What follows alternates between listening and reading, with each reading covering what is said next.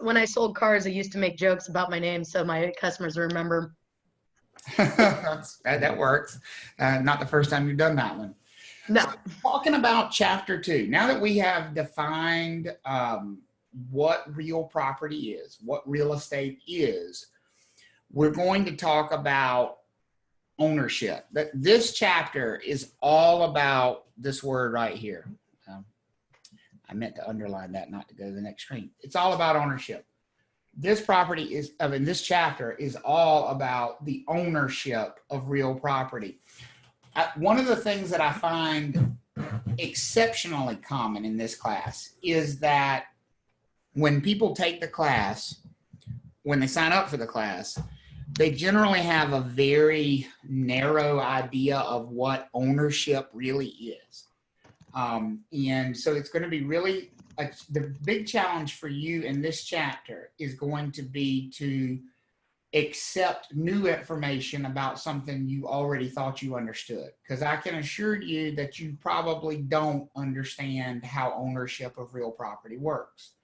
And all the different ways that you can own ownership and the different ways that your ownership can be limited and all of those things. And that's what we're going to focus on in this chapter. From a theory standpoint, ownership of property is really this bundling up or tying together of a bunch of legal rights. Like, in other words, if I purchase a piece of land, if I purchase real property, once I am the owner of that property, I have certain rights in that property. We're going to talk about what each one of these rights is and what it means. But they're bundled together. So I don't have to separately buy the right of possession and the right of control. When I buy the property, I'm buying all of those rights tied together. Does that make sense for everybody? That when you purchase property, there are several different rights to use or enjoy that property. And those rights all come as a bundle. It's like a package deal. You don't have to separately purchase the right of exclusion and the right of enjoyment. They're going to come together. That it's all bundled up. But the big key to bundling things is that they can actually be unbundled. As once you own property, once you own all of these rights, you can choose as the owner of the property, you can choose to separate off some of these rights and give them to others, usually in exchange for money. And you can give that right to others permanently, or you could give that right to others for a limited period of time. Because you, as the owner of the property, these are your rights. You have the right to do with them as you see fit. So let's talk about what these rights are and how they could be like separated off. This one is the one that cannot be separated off. The right of disposition. If I dispose of something, that's the root word here. If I dispose of something, what does that mean? What am I doing? You get rid of it. I'm getting rid of it. I like that definition. I'm getting rid of it. So talk to me about real property. What do you think the right of disposition means? The right to do what with it? How do you get rid of real property? Sell it. Sell it. You sell it or give it away. And that's what the right of disposition is. You have the right as the owner of the property to sell the property to somebody else or give it to somebody else. That's the first right you have as an owner. And this one is the one that tells you who the owner is. Because what happens is real estate can get confusing. Here's what I mean. Can you look at who's occupying the property and say who owns the property? Can you always make that connection? Can you look at, oh, well, Sam lives in that house across the street, so therefore it must be Sam's house. Can you draw that conclusion? No. No, because it might be, Sam may be doing what? Renting. He may be renting it. So the right to be in a property does not indicate that you actually own the property. The right to control a property does not indicate that you actually own the property. But the only person who can sell it is the one who owns it. Does that make sense for everybody? Yes. So if you find the person with the right of disposition, you have found the owner of the property, because the only one who can dispose of the property is the owner of the property. All right. The second of these rights is the right of enjoyment. If you own a property, you have the right legally to use it without interference from other people. If you own a piece of property and somebody is somehow interfering with your enjoyment rights of that property, could you call the police? Yes. Yeah. Yeah. And you would tell them, they're bothering me. They're preventing me from using my property. Would the police take your side? Most likely. Yes. Yes. They would. And that's because you have this right of enjoyment. Does that make sense for everybody? But the right of enjoyment could be given to somebody other than the owner of the property. A tenant, for example, would be given the right of enjoyment. How many of you rent? Do I have any renters? Anybody rent where they live? All right, I saw Vanessa's hand go up first. Vanessa, Rental properties. I don't rent my house. Oh, okay. You don't rent where you live. I got you. You have rental properties. Well, I can ask you this question from the opposite perspective. Vanessa, you own those rental properties, correct? Correct. Do you currently have, I want you to think about one of those rental properties. Do you currently have the right to enjoy that property, or is it the tenant who has the right to enjoy that property? The tenant. It's the tenant. Yes. Even though that was your right as an owner, it's the tenant who currently has it because you gave them that right. Does that make sense for everybody? That's what actually is happening when we lease property. We are giving over some of our rights of ownership to the tenant for a limited period of time in exchange for rent being paid. And this right of enjoyment is one of those rights that can be given over to a tenant. Now, Vanessa, here's another follow-up question for you. Will you eventually get the right of enjoyment back on that property? Yes. When what happens? When they pay me monthly. Well, when they pay you monthly, they're going to keep the right of enjoyment. When will you actually get the right to enjoy the property? I know you enjoy the money. I get that, Vanessa. But When I'm their saying, lease is up. when will you get the right to enjoy the actual property again? When they leave. When they don't When want to they're- rent it When they're anymore. gone, right? When they're out. Yes. Once they're out, the right of enjoyment returns back to the owner. Does that make sense for everybody? And then, of course, the owner has to make a decision. Do they want to exercise that right of enjoyment, or do they want to, again, turn it around and lease it to someone else? Is everybody following on how this right could be transferred for a period of time? Okay? Mhm. So that's the right of enjoyment. We also have the right of exclusion. The right of exclusion is like the right to put up a no trespassing sign. Keep out. This is mine. You can't be here. Well, owners normally have the right to decide that someone cannot be on their property. Is this another one of those rights, though, that we would transfer to a tenant if they were leasing our property?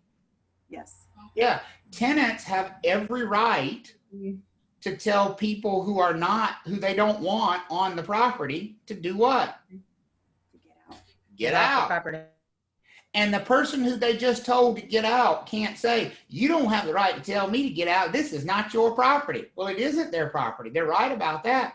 But they do have the right to tell somebody to get out because they obtained that right through their lease. Is everybody following me on that concept? Are we kind of getting there? That when we lease property, what we're actually doing is transferring some of these rights of ownership over to the tenant for a limited period of time. So the right to exclude people from the property, which is the opposite, by the way, of the right of possession. The right of possession is the right to occupy the property. Clearly, that's a right that we would transfer to a tenant. Clearly. Now, here's where I want to ask a question, because I want to get your brains firing here. Vanessa owns rental property. Vanessa, what's your favorite tenant's name? Just first name. Julie. Julie.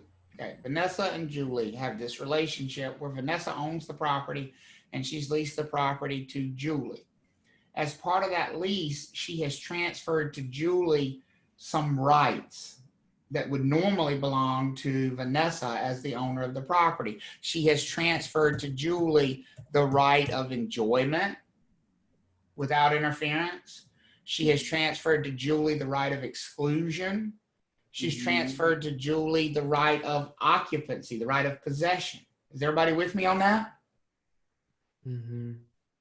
As everybody else. Here's my question. Go right there. Assuming Vanessa and Julie don't have any sort of a detailed lease agreement, let's just assume for a second they don't. They just did a straight up lease. They didn't say anything about how the lease was going to work. They just did a straight up lease. Does Vanessa, as the owner of the property, have any legal right to occupy that property? And occupy means be there at all on the premises. No. What y'all think? No or yes? No. No. I'm gonna say, I don't know. No. Transferred. No. No. And here's the reason she doesn't have that right. She transferred it to who? Oh. Julie. To Julie. See, two people at the same time can't have the right of possession. Who has the right of possession? It would be the tenant. It would be Julie. And so Vanessa has no legal right to be on that property for any reason. Unless she gets permission from who? Who now has the power? Who has the right of possession? Julie has it. Julie has it. And this is very hard for landlords to understand. How many landlords do you think don't understand this? Don't understand it just because they have keys in their pocket and because the property belongs to them, they think they should be able to go over there anytime they want to do an inspection. Folks, there's a legal term for what we would say about Vanessa if she were to go to Julie's property Legal and put those keys in the door. Trespassing. It's called breaking and entering. Because even though she is the rightful owner of the property, she has no right of possession currently.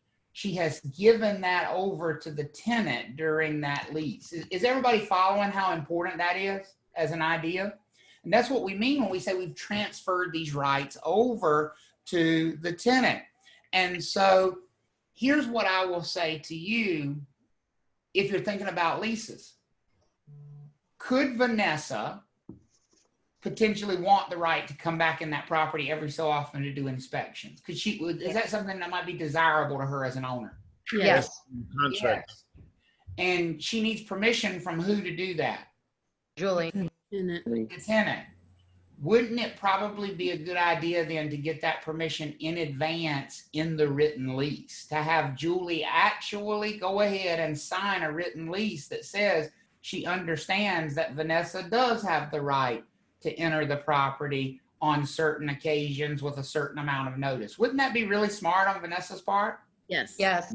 Because if she doesn't put that in writing, folks, she has no right whatsoever to be in that property. Zero. For any reason. As long as that lease is ongoing.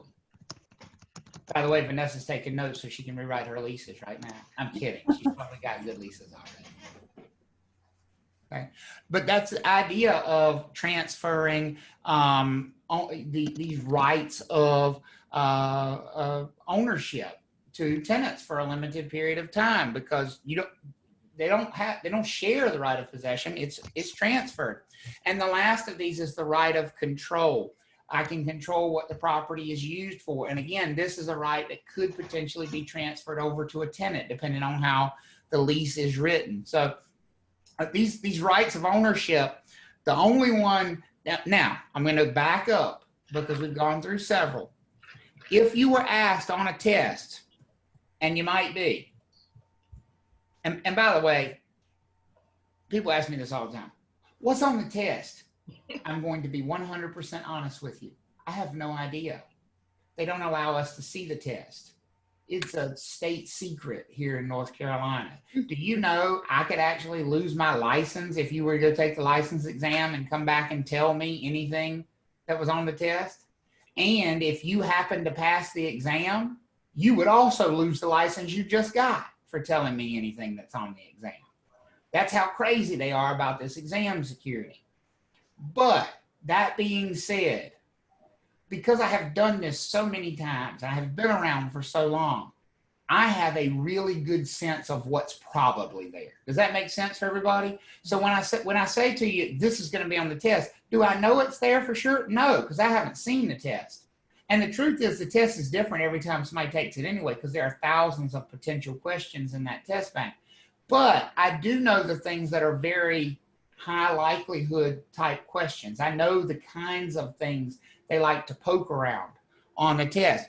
One of those things would be, which of the following rights of ownership signifies the owner of the property? So which one of these would only ever be held by the owner of the property? The right of what? Possession. Transferring. Disposition. Disposition. Possession Oh. can easily be a tenant. Possession is the right to be there. Possession doesn't tell you anything about who owns the property. Exclusion doesn't tell you anything who owns the property. But disposition, who can sell you the property? The owner. Owner. And so if you want to find the one who owns the property, find the one who has the right of disposition. Now, for most of us who own property, at any given time, how many of these rights do we have if we own the property? All of them. All of them. Because most of us, if we own property, we are occupying the property. We haven't leased it to someone else, and so we would have all of these rights. But if we have leased it to someone else, those rights might be with somebody else. Here's another thing I'm going to point out to you, and this is an important concept to understand. Leases don't stop simply because the property is disposed, transferred. Leases live on. So what does that mean about the new owner of the property? Are they going to have to honor that lease, or can they just tell that tenant to get out on day one? They have to honor the lease until it's done. They have to honor the lease. So one of the first questions a potential buyer should be asking of any owner is, are there tenants? Is there a lease in place? Because they need to know that if they're buying that property, they're going to have to honor that lease. Is everybody okay on that? Yes. Okay. It's because these transfer of rights, they go past even the sale of the property. All right. So I'm going to skip past these rights, go back to pick up where I left off. Are we all good on the rights? Yeah. The rights of ownership so far? Good. Most important word of the class, and here it is on day one. By far, the most important vocabulary word.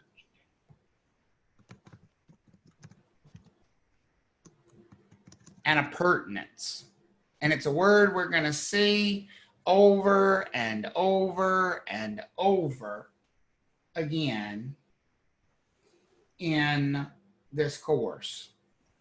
And appurtenance is any right, privilege, restriction, good thing, bad thing that is part of the land. It can't be separated from the land. So therefore, if the land is sold, the appurtenance is what happens to them. It goes with the property. It goes with the property. That's why you notice here on the definition, it says it runs with the land. Mm-hmm. Let me tell you something. Appurtenances could be great. My house is an appurtenance to my property, which is probably a good thing, because if somebody makes an offer on my land, aren't you pretty certain they would want the house to be part of the transaction? Does that make sense for everybody? Mm-hmm. How about the zoning and regulations that come from the town of Cary that are attached to my property? Are those things that the buyer would want to have come with the property, or are those things that the buyer would probably say, oh no, I'd rather not have all that mess attached? I'd rather not have that. They'd probably rather not. Can we all agree with that? Yes. They don't get to make that choice. because all of those restrictions are appurtenances as well. They are part of the land. The key to understanding an appurtenance is to understand that appurtenances don't belong to people. Appurtenances belong to the land. And so when we say something is appurtenant to the land, that means if the land is sold, the appurtenance goes with the land. Does that make sense for everybody? Yes. Okay. So appurtenances are part of the property. I always, my grandfather's favorite expression, and it has become mine over the years, is the fleas come with the dog. You don't get to pick and choose. When you buy real property, if there are restrictions that go along with that property, you better be aware of those before you buy it, because you don't get to not follow those restrictions after you buy it. How many of you have restrictive covenants attached to your property? You live in a neighborhood that has restrictive covenants. And how many of you who just raised your hand wish you didn't have restrictive covenants on your property in some cases? Nicole raised her hand again. Nikki, what's one of the covenants that you think is just stupid in your neighborhood? I don't know. I'm not sure exactly, but I did a lot of RCs anytime I wrote a deed. So I'm familiar with a lot that are in the subdivisions around Jacksonville. So I'll give you an example of one that I found years ago, and I still laugh about it to this day. There's a neighborhood in Raleigh that has a restrictive covenant that says the garage door can't be open for more than 5 minutes continuously. That's actually in the covenants. Wow. If you have your Yeah. garage door open for more than 5 minutes, you're violating the covenants. We tried to, we have extra land. Most of our land is on the side of our house.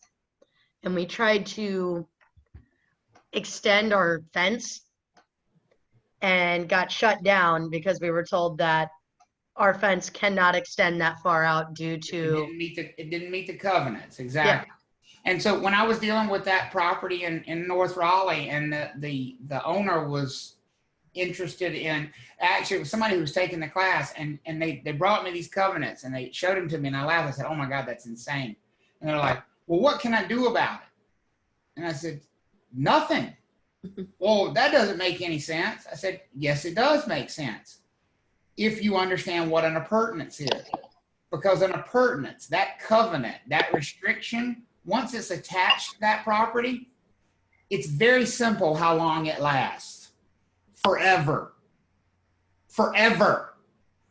Appurtenances do not go away. They become part of the land forever. And so when's the time to be concerned about appurtenances like covenants? Before you do what? On the paper. you buy. Before you purchase. Because once you purchase, you've agreed to honor those restrictions for as long as you own the property. And you've agreed that you'll make the next buyer aware. Lucia said that they were told they couldn't build a swimming pool in their backyard. Tax liens too. Covenants could restrict that. Absolutely. Absolutely. So, and appurtenances could be good. They could be things that we want, you know. Travis, what about property tax liens as well? I'm sorry? Property tax? So tax liens, liens themselves are appurtenant. Liens become part of property until they're paid. We're going to talk more specifically a lot about liens when we get to chapter 3. But Don't liens we have are to get paid examples of an before appurtenant. closing? I'm sorry, Nikki, what was that? Aren't liens supposed to be paid for before closing? Well, they're not supposed to be paid for before closing, but they traditionally are. And here's the reason why. If a lien is appurtenant, that means it's going to last for how long? Forever. Forever. If you were the buyer of a piece of property, would you be concerned about a lien against the property, money owed against the property Yes. that lasts forever if you were buying the property? Definitely. So what would you probably demand as the buyer of that property that the current owner do before they sell you the property? It'd be paid off. Take care of the lanes. Pay it, clear the liens, pay it off. I'm not paying you for this property until you satisfy these liens. Yeah. Because I don't want to deal with them down the road. So liens are a good example of appurtenances. There are good appurtenances. We're going to talk in a minute about access to water. If you own real property that borders on a river, for example, or a lake, you have an appurtenant right to access that lake. Is that a good thing? Is that Yes. something that most owners would want as an appurtenance? Yes. Absolutely. But then you have the bad ones, like you can't leave your garage door open for 5 minutes. And that's what I mean when I say the fleas come with the dog. There are going to be good appurtenances and bad appurtenances, but the key here is they are permanently attached to the property. They are not going to go away because they are part of the land itself. And so they are going to stay there until basically the end of time. And the new owner, no matter how many subsequent owners there are, will have to honor those restrictions. And the interesting thing about appurtenances is there's no magic in how they became appurtenances. The owner put them there. The owner of the property put them there. But they put them there not for themselves. When you place an appurtenance on a property, are you trying to restrict yourself or are you trying to restrict future owners of the property? Who are you trying to restrict? Future owners. Future owners. So if you look at a subdivision and you say, okay, how did all these 100 lots end up with the same set of rules? What's the answer to that question? The owner set them. At one point, all 100 lots had the same owner, did they not? Yes. Who owned all 100 of those lots at one point? The builder. Contractor, builder. Builder, developer, contractor. And at that point in time, that builder, developer, contractor decided we need to put some rules in place on all of these lots. Not because we're worried about us following the rules. We're worried about people we're selling to not following the rules. Does that make sense for everybody? And so they can place those restrictions. Here's the thing. Once they're placed, they ain't going away. Because everybody who purchases that property from then that point forward till the end of time will be subject to those restrictions. That's the idea of an appurtenance. Laurie says, can an HOA change the covenants? Well, Laurie, the answer to that is, do the covenants allow for themselves to be changed? They can't be changed unless it was originally written into the covenants that they could be changed. So some developers are really smart and they'll write in things like, if 75% of the owners of the lots all agree, then this change can be made. Well, then a change can be made because it's already in the covenants. But if the covenants don't say anything about changes, then it's very hard to get any changes made to them. Very hard. That explains why probably people have a bad idea on them. Well, that's exactly right. They've been abused. I mean, this ability to place these restrictions over the years has been abused, and some of them are just downright crazy in some cases. Like garage door being open for no more than 5 minutes. I mean, in my opinion, that's nuts. But I mean, somebody thought it was a good rule at some point. That's insane. Okay. Are these appurtenances found when title searches are happening? That's a great question, Rachel. So it was actually and it leads into what I was about to mention. So since we've said appurtenances are a part of the land and they go with the property and a new owner is going to have to honor them. Let's talk about our role now as real estate licensees. I'm gonna start treating you like you have a real estate license. Let's talk about your role as a real estate licensee. Do you think it's going to be your responsibility as a real estate licensee to make a buyer aware of all of these issues before they purchase the property so that they know what they're getting into? Yes. Absolutely it is. So it becomes really important for us to do our homework, to find these kinds of restrictions. Rachel said, is that found in the title search? It is, but that's too late for us. Generally, the title search is done long after we've done our job of marketing the property. So where do you go to find these kinds of things? You always start at the county courthouse. Wherever the property is located, you start at the county courthouse in that county. So if the property is located in Chapel Hill, you would start at the Orange County Courthouse. If the property is located in Clayton, you would start at the Johnston County Courthouse. Because to attach something forever to a property, it has to be what we call recorded. Recorded simply means you have taken it to the courthouse and you have made it public record. You have made it available to the public. So whenever I get ready to list a property for sale, one of the first things I do is go to the county courthouse, whether not physically anymore, but I go online, and I research the property to see anything that's ever been attached to the property, like covenants, so that I could provide that information to potential buyers so that they know what they're getting into before they purchase that property. Cherry said we had a developer who decided to put his construction company on a lot he owned within the subdivision. He made the covenants himself, which said all lots would be residential. He was sued and lost. That's awesome. So the developer created the covenants, which said all lots are going to be residential. And then the developer put his construction business on one of the same lots that he said was residential only. And this is a perfect example of once you put those restrictions in place, nobody gets to violate them, even you who put them there. So, I mean, I think that's awesome. I love that. I love that. Amber brings up a great question. If a lien can be paid off, how is it an appurtenance? That's a really great question, because the purpose of a lien is to secure a debt.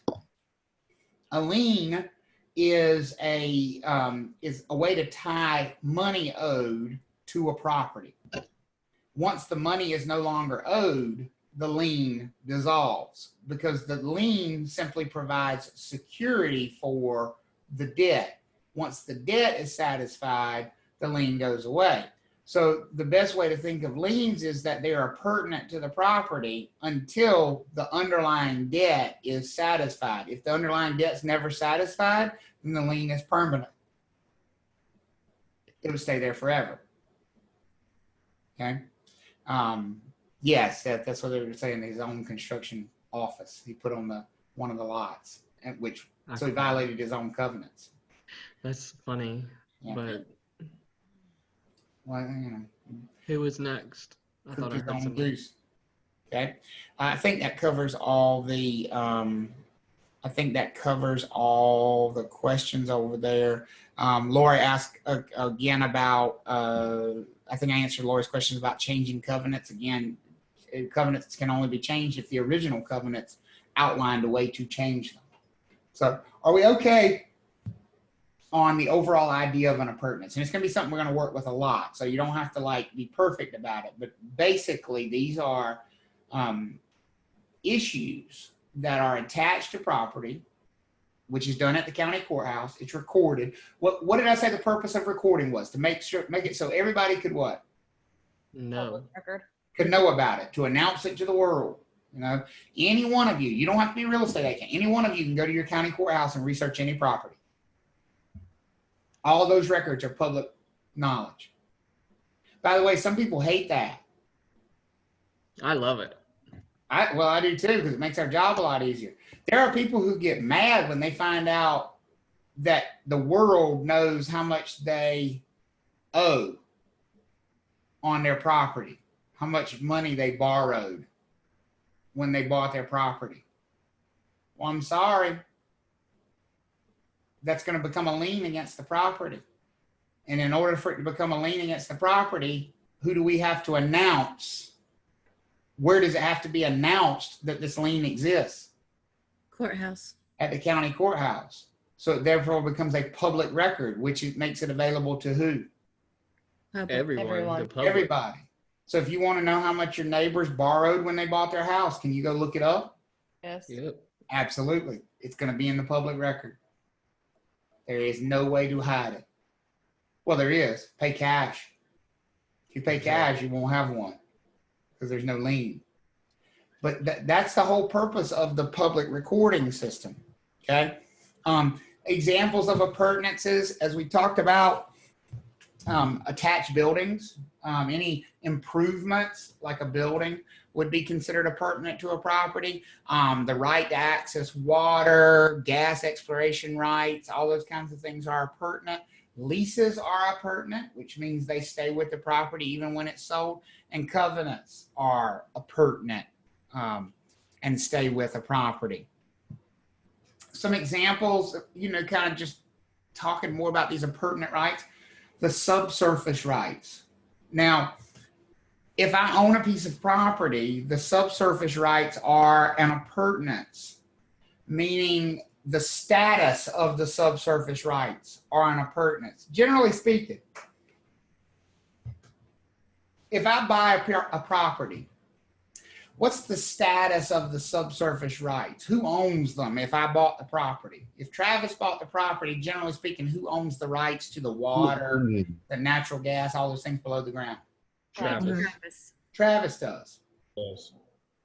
Do you think it's possible that some previous owner might have sold just the rights to this stuff below the ground to somebody else?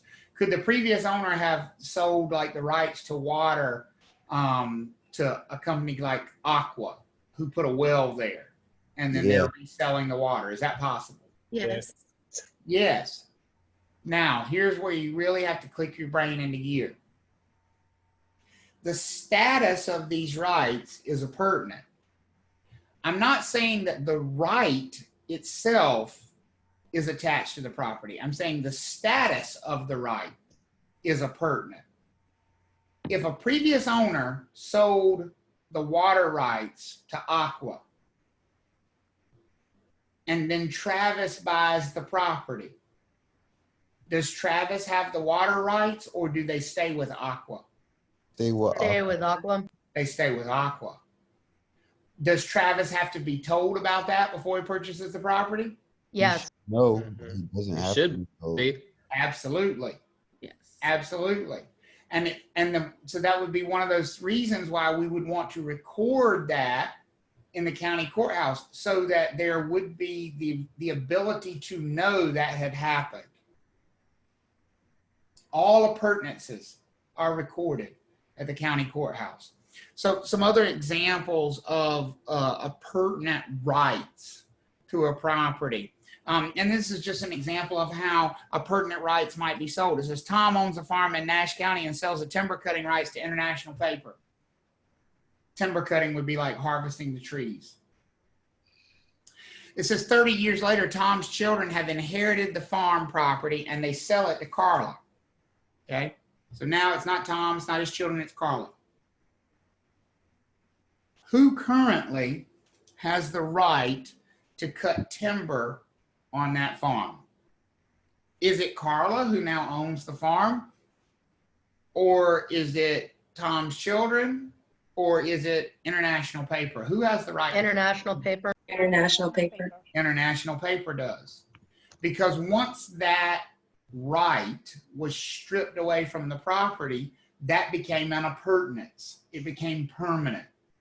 Is everybody following on this idea? So anytime you make a change to how the property is going to be used in the future, and you want that change to be permanent, you record it at the county courthouse as an appurtenance to the property. Okay. Air rights, the right to use things above the ground, are an appurtenance, and they can be sold off or leased as well. Water rights, or the right to access water. This is a really important right that people who have property that adjoins water, this is a really important right for them. Does having access to water add a lot of value to property potentially? What do you think? Absolutely. Sure it does. And one of the reasons that owning property that borders on water has value is having the right to access the water. Here's what I'm going to tell you about that, though. The right to access the water does not belong to the owner of the property. The right to access the water is appurtenant. Therefore, the right to access the water belongs to the land itself. The only reason the owner of the land gets to access the water is because the owner of the land owns land that has access to water. Is everybody following me on that? Here's why that's an important distinction. If Seth owns that beach that he's sitting on right now, does I do. Seth have the appurtenant right to access that water behind him if he owns that piece of property? Yes. He Yeah. does. Would he still have the appurtenant right to access that property if he were to sell that piece of land? Or would that right stay with the land and therefore transfer to the new owner? Transfer to the new owner. It would stay with the land and therefore transfer to the new owner. Seth could not go out there and sit on that beach the following week, because the right to access that would go away with the property sale. Is everybody okay with that? That's what we mean when we say these rights are appurtenant. They belong to the land, not to the people. One of the things they're going to test you on are the different types of water. And I'm just going to go ahead and give you the definition of the two types, but then we're going to talk about what really matters. Two different types of water. Water that has a tide. Do we know what a tide is? And please no Alabama football fans. Not that kind of a tide. Do we know what a tide is? How many of you are familiar with a tide? I mean, I do feel like I have to ask that question because some people don't know, and that's okay. A tide is the rising and falling of water, a big body of water. Now, in North Carolina, this is pretty simple because the only littoral body of water that we have, or bodies of water that we have in North Carolina, are the Atlantic Ocean and the Pamlico and Albemarle Sounds. Those are the only bodies of water big enough to have a tide. We don't have lakes that have tides in North Carolina. We don't have rivers that have tides for the most part in North Carolina. The tides would be isolated to the coast. Now, could there be other bodies of water in other parts of the country that are large enough to have a tide, even though they're not? Because some people, I think, like to make this freshwater or saltwater, and it's not the case. So Michael is from Detroit. In that part of the world, Michael, are there bodies of water? There's no coastline in Michigan, last I looked. But are there bodies of water large enough in or around the state of Michigan that they have tides? You better know this if you're from Detroit. Yeah, for sure. Lake Michigan's pretty big. Lake Michigan, Lake Superior, all of the Great Lakes are so large that they actually have a tide. So those would be the littoral bodies of water because they are big enough to have a tide. Does that make sense for everybody? So if you were asked, it's like a definitional thing. What's a littoral body of water? A really big one that's so big that it actually has a tide, where the tide goes up, the tide goes down. Is everybody okay with that? That's a littoral body of water. And so here's the way I remembered that. When I was taking pre-licensing years ago, I just said, okay, there's two T's in there. That means it's the tide. The one that has the T's in it is the one that has tides. And that's literally all you need to remember. The littoral bodies of water are those that have a tide. Doesn't matter if they're freshwater, doesn't matter if they're saltwater. It just matters that they're really big bodies of water. So far, so good? Mm-hmm. Riparian bodies. I remembered that. Riparian bodies of water are ones that have no tide. They are not large enough to have a tide. Now, in North Carolina, this would include almost all of our rivers, lakes, streams, creeks. So here's what we know about littoral. They're all really big. Could riparian bodies of water come in all shapes and sizes? Yeah. Yeah. Yeah. Because you could have the smallest little pond in the middle of a neighborhood that would be a riparian body of water, or you could have Lake Gaston, which is 30 miles long, and it's still a riparian body of water because it does not have a what? Tide. Tide. Doesn't have a tide.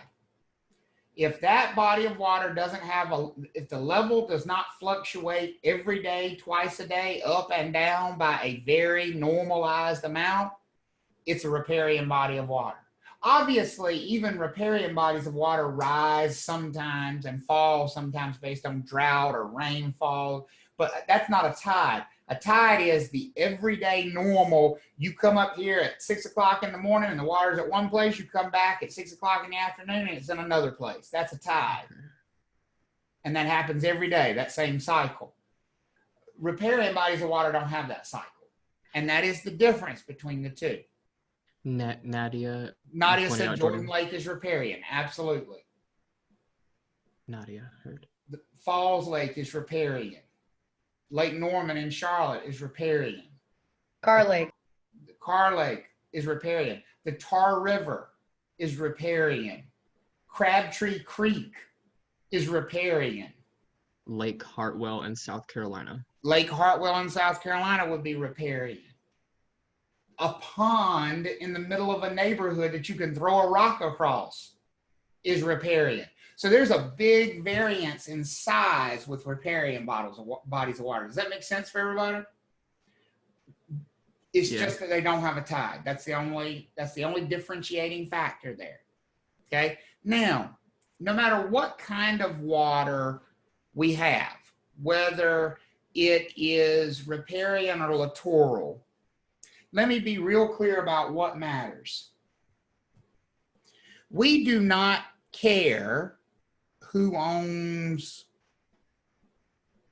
the land. When we're talking about water rights, we're not interested in who owns the land. What we're interested in is who owns the water. Does that make sense for everybody? If the body of water is big enough to be what we call navigable, and obviously, do we have littoral water in North Carolina? Absolutely. The Atlantic Ocean is littoral. The Albemarle Sound is littoral. The Pamlico Sound is littoral. All of those bodies of water have a daily tide that go in and out. If you haven't visited the coast of North Carolina, I highly encourage you to do so. Check it out.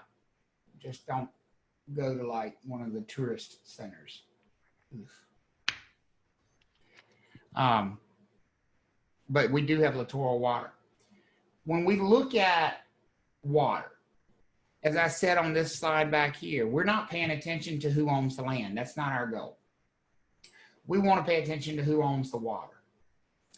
And I'm going to tell you how to differentiate who owns the water. If it is not navigable, if the water is so shallow or so small that you cannot navigate with it with a motorboat. Now, I realize there's some gray area here. Don't ask me to solve your gray area problems of is it navigable or not. That's for a judge to figure out. This is what the law says in North Carolina. If the body of water is so small that it cannot be navigated with a motorboat, then the water itself is private water. Here's what private anything means. What does private property mean? It means the public can't be there. It means only the owner can be there. Does that make sense for everybody? In North Carolina, if the water is navigable, if the body of water is large enough to be navigated, then this is public water. Well, if the water is owned by the public, who has the right to be on the water? Everyone. Everybody does.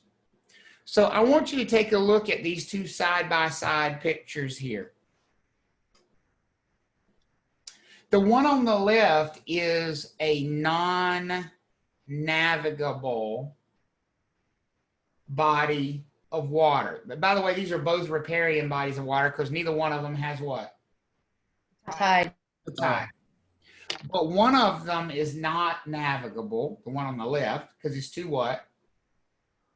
Shallow. Too shallow. Too shallow, too small, too everything. You could not navigate this with, Put I your mean, feet in there. you can get your feet wet. That's about it.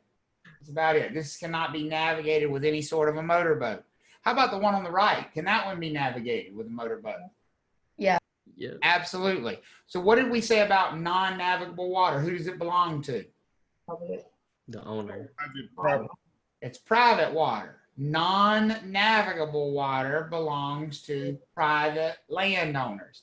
So here's my question for you. I'm going to do a little bit of drawing on here. Let's say we've got Seth who owns this piece of land over here. And on the opposite bank, we've got Travis. Travis owns this piece right here. And by the way, I didn't mean to do that yet. Let me back up. We've got Travis owns this piece over here.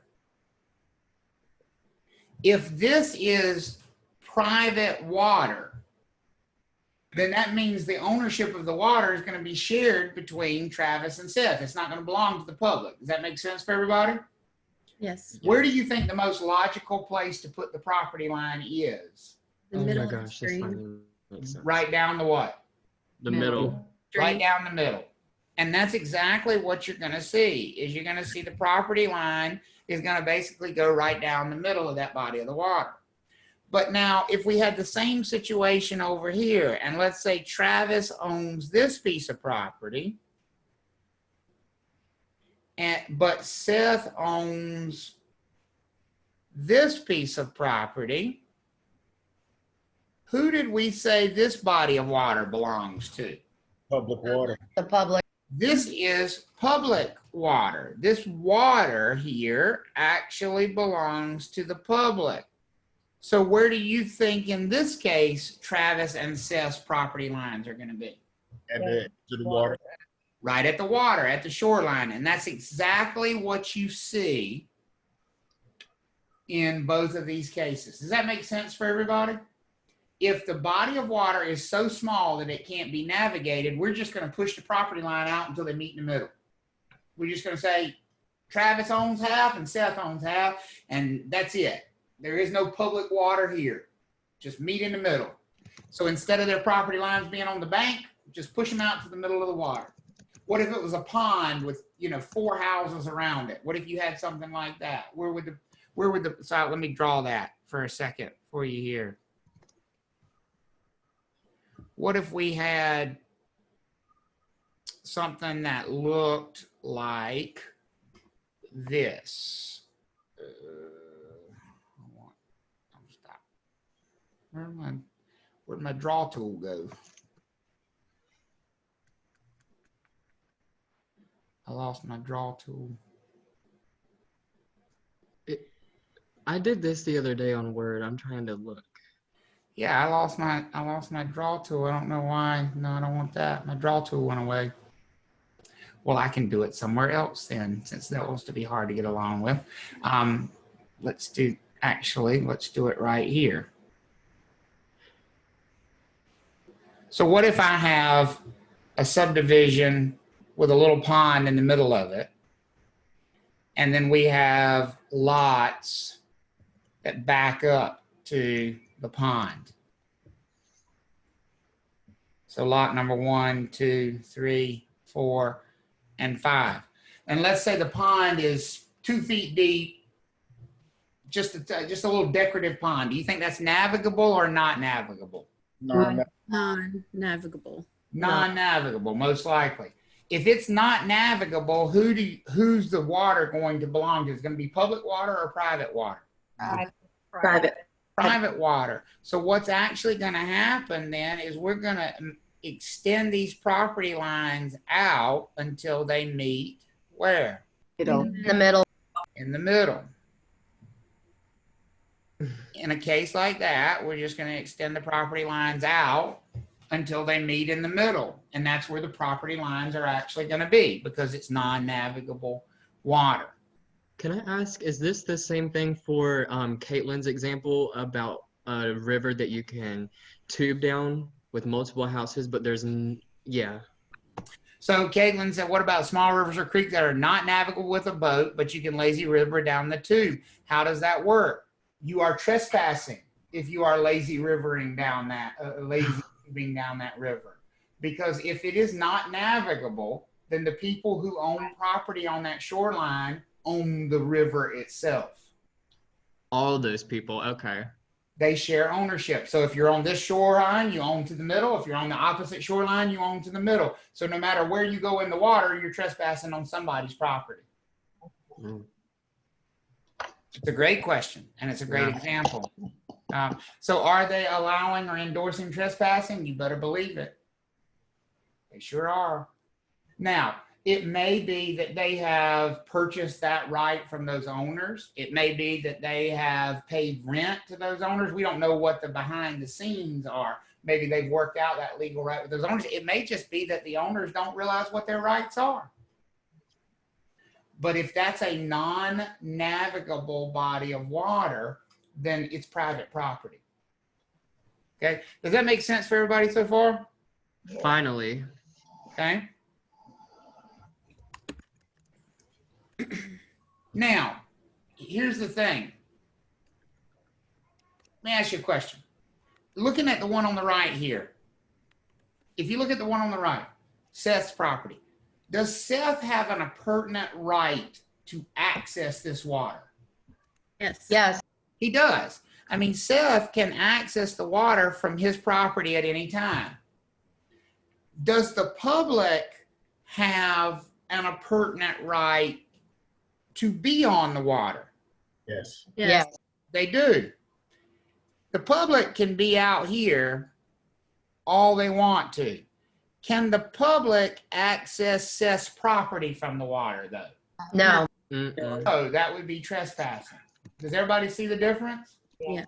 As long as they're out here in the water, they are within their legal rights.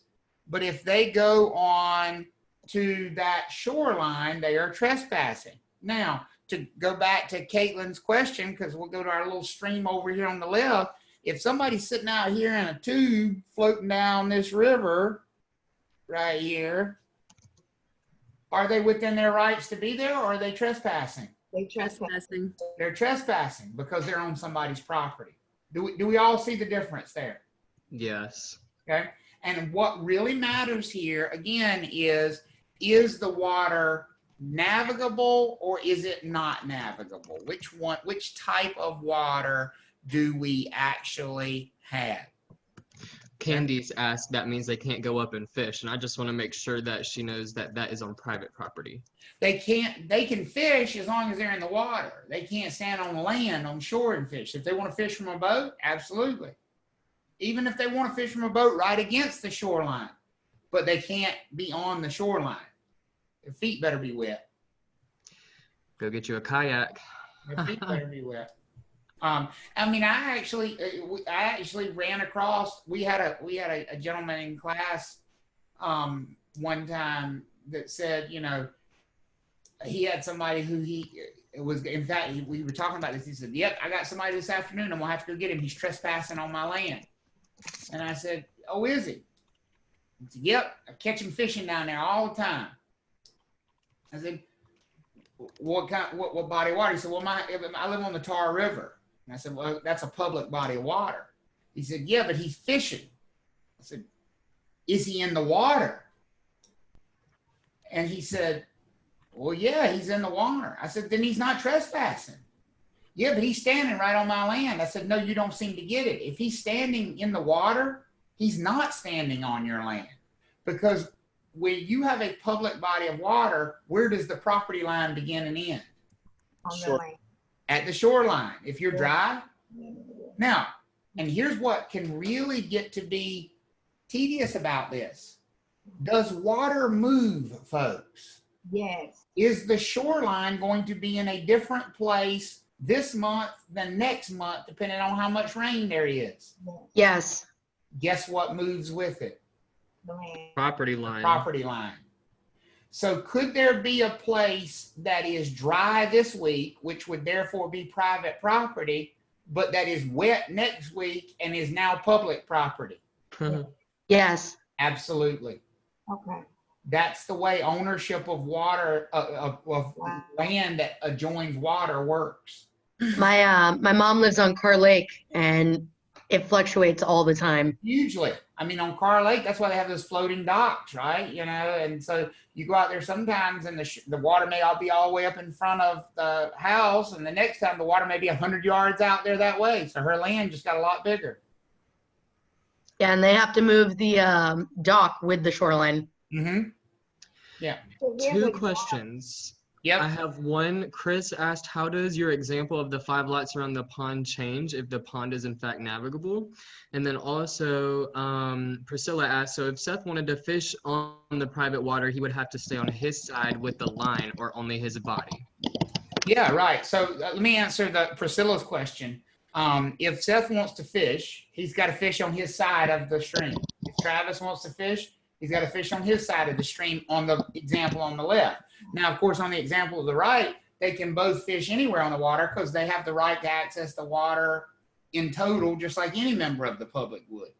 But if you're talking about the non-navigable example, to Chris's question, how does the example with the lots around the pond change if the pond is large enough to be navigable? Well, then what changes is that the property line would become the shoreline, and that the pond would become public property, and therefore everyone would have access to the pond. The problem for such a body of water like that would be, how would the public actually access the body of water, because it was completely surrounded by private property. So it's very unlikely that a pond like that would ever be considered navigable, even if it were deep enough, simply because it's completely surrounded by private property. It's one of the reasons why on a place like a Lake Gaston, you will see public boat access, because otherwise somebody might make the argument, well, it's all private property around the whole lake, so the lake is private property. Well, just having a public boat access point there says, nope, this is public water, as long as the public has one point of access. Okay. That's similar to a situation with a lake that I used to fish on up in Caswell County. It was surrounded entirely by property owners' properties where there were lots of lake houses, that sort of thing. There was no public boat access, and the property owners themselves had to purchase passes, and there was only a certain number of passes for boats sold every year. Mm-hmm. So it was similar to that, where, I mean, you had to have express permission to fish on the lake. Right, and that's because it's completely surrounded by private property, right? So there is therefore no public access to it. Charlene's question is, if there's a drought and the water recedes, does that mean the property line is larger until the water rises again? That's exactly what it means. That's exactly what it means. So what we're basically saying is, if your property is adjoining water, then your property line has the potential to move with the water, you know, and that could also be true even on the left. Even on the left in a non-navigable body of water, is it possible that over time this creek sort of migrates, it straightens out due to erosion? Like maybe it becomes less curved. Well, the property line would move. It would still be the middle of the body of water, even if the body of water moves. It's just the way water rights work. Michael asked, can people be on your boating dock if it's still a navigable body of water? That is a very contentious debate, Michael. If the dock is in the water, technically it's in public property. That being said, I don't want to get shot, so I'm not going on anybody's boathouse. I don't want to be the test case for something like that. In theory, a boathouse that's in the water or a dock that's in the water should be public property. I'm just not going to tell you it's completely settled case law. I'm just going to tell you the theory says it should be public property. Okay. Cool. All right. So I don't know why those slides are in there twice. Let me skip over them again. That's all riparian, which just, what does riparian mean again? Remind me again what riparian means? Doesn't have a tide. Doesn't have a tide. The same rules apply to littoral bodies of water, except we don't need to, with littoral bodies of water, talk about them being non-navigable. We don't need to talk about littoral rights being non-navigable. What did I say the very definition of littoral was, other than having a tide? They're all really what? Large. Big. So every littoral body of water is going to be navigable, which means the water itself, the actual water, this out here, who does that belong to in every sense for littoral bodies of water? Who owns that? The public. This is public. So the public has the right to access the water. The public has the right to use the water. That there's no question about who that belongs to. There's also no question about this over here being private property. Is everybody with me so far? So the only question we have here with a littoral body of water has to do with what is between what is clearly public and clearly private. This area here is what's up for debate. That area between what's clearly private and what's clearly public is the area that's up for debate. In other words, where do these people over here who own these lots on the left, where is their property line? We need to know if I own this house right here, where's my property line going to be? Isn't it at the point of the highest tide?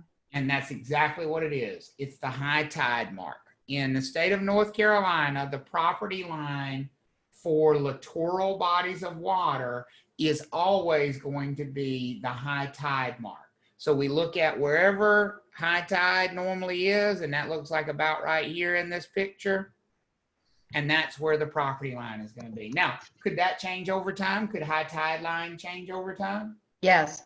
Sure, it could. Erosion does that, and therefore the property line would change. But at any given moment, whatever the high tide line is at that point in time, that's what we would consider to be the property line. And that's exactly what you see in this picture as well. So here's what that means. Private property here. What about over on the other side of this line, though? Who does this belong to? The Public. The public. So in the state of North Carolina, because this is a little bit different state to state, but this is how it's tested on the national section of the exam, by the way. When you take the state licensing exam, there's actually two sections. There's a national section and a North Carolina section. I try to always differentiate when things are on the national section versus the North Carolina section. Even though this is how we do it in North Carolina, and I'm speaking specifically to North Carolina about this topic, this is how it's also tested on the national section because we use the most common way. There are exceptions to the way this is handled. New Jersey is a very notable exception to the way this is handled. In New Jersey, you still own all the way to the water, even on littoral bodies of water. But that's not how it's going to be tested on the national section. That's not how we're going to test it here. We own to the high tide line in North Carolina, meaning everything past that point is public property. So as an example, these people out here enjoying their day at the beach, are they trespassing on private property, or are they well within their rights to be on that public property? They're in their rights. They're within their rights. Now, can they bring their stuff across this dune right there to get to that public property? No. No. No, they cannot trespass onto private property. They're going to have to go to, how many of you have ever heard of a public beach access? Yes. They're going to have to go to what's known as a public beach. So let's just say the public beach access is down here. They'd have to go here on the public beach access. And then once they get into the public property, then they can go whichever direction they want to on the public property. But whenever they're crossing back over, they've got to be in the public beach access. Is that sensible for everybody? Everybody good on that?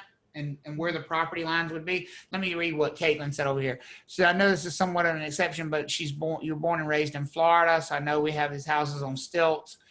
in the Gulf, how would it be understand the littoral rights? Florida is different in the way they handle littoral rights. I will be glad to talk with you about it, Caitlin, later on, but it's not going to be tested that way, so I don't want to interject it. Florida is definitely an exception just because they have so much water. They handle littoral rights a little bit differently. Okay, are we all good So on how does repairing? somebody, yeah, well, I don't know. So how does certain places have a private beach? In North Carolina, they don't, Priscilla. There is no such thing as a private beach in the state of North Carolina if we're talking about at the coast. If we're actually talking about at the coast, there is no such thing as a private beach. Now, if it's a beach on a lake, it could very well be private because on a lake, the shoreline is the water line. I mean, the property line is the water line.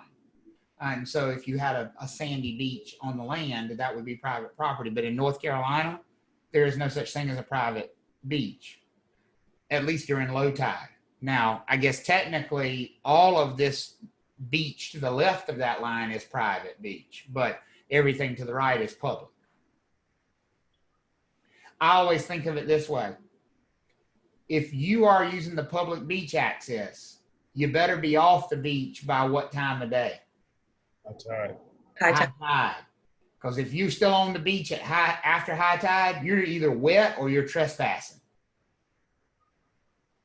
You're either walking in the water or you're trespassing. Because if you're dry at high tide, that's somebody's private property.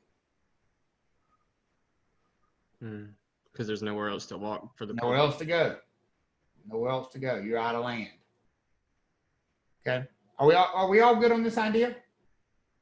Okay. Good.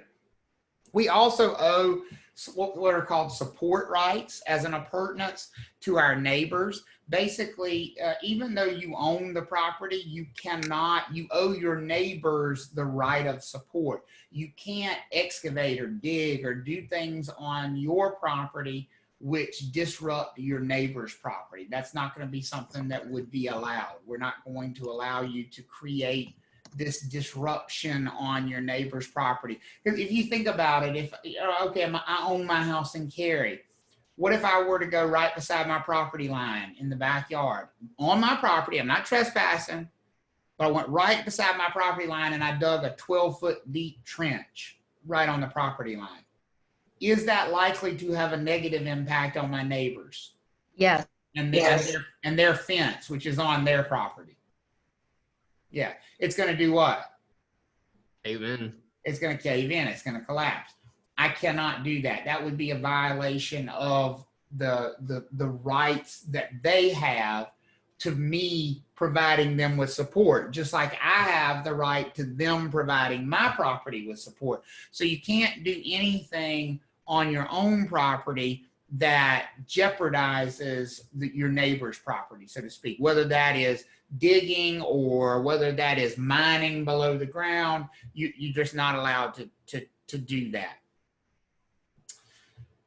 How do we feel so far about these things? So far, so good? All right, so here's what I think we should do. We have covered pretty good ground so far in Chapter 2. We're about to start a discussion about something called fixtures, which is going to be a pretty long discussion.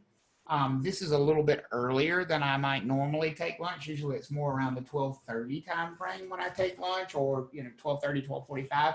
But because fixtures is probably going to be a discussion that would take an hour at least to cover, I don't want to, like drag out and kill you before lunch on the first day. So why don't we go ahead and take a lunch break? And when we come back, we will pick up this discussion right here where we left off in Chapter 2 with fixtures. Okay? Okay. What time should Are we on this one? We are on that one, and I'm about to share that with you. We are. Thank you for that. So we need to discuss, and we left off right before lunch with a discussion about these appurtenant rights and appurtenances.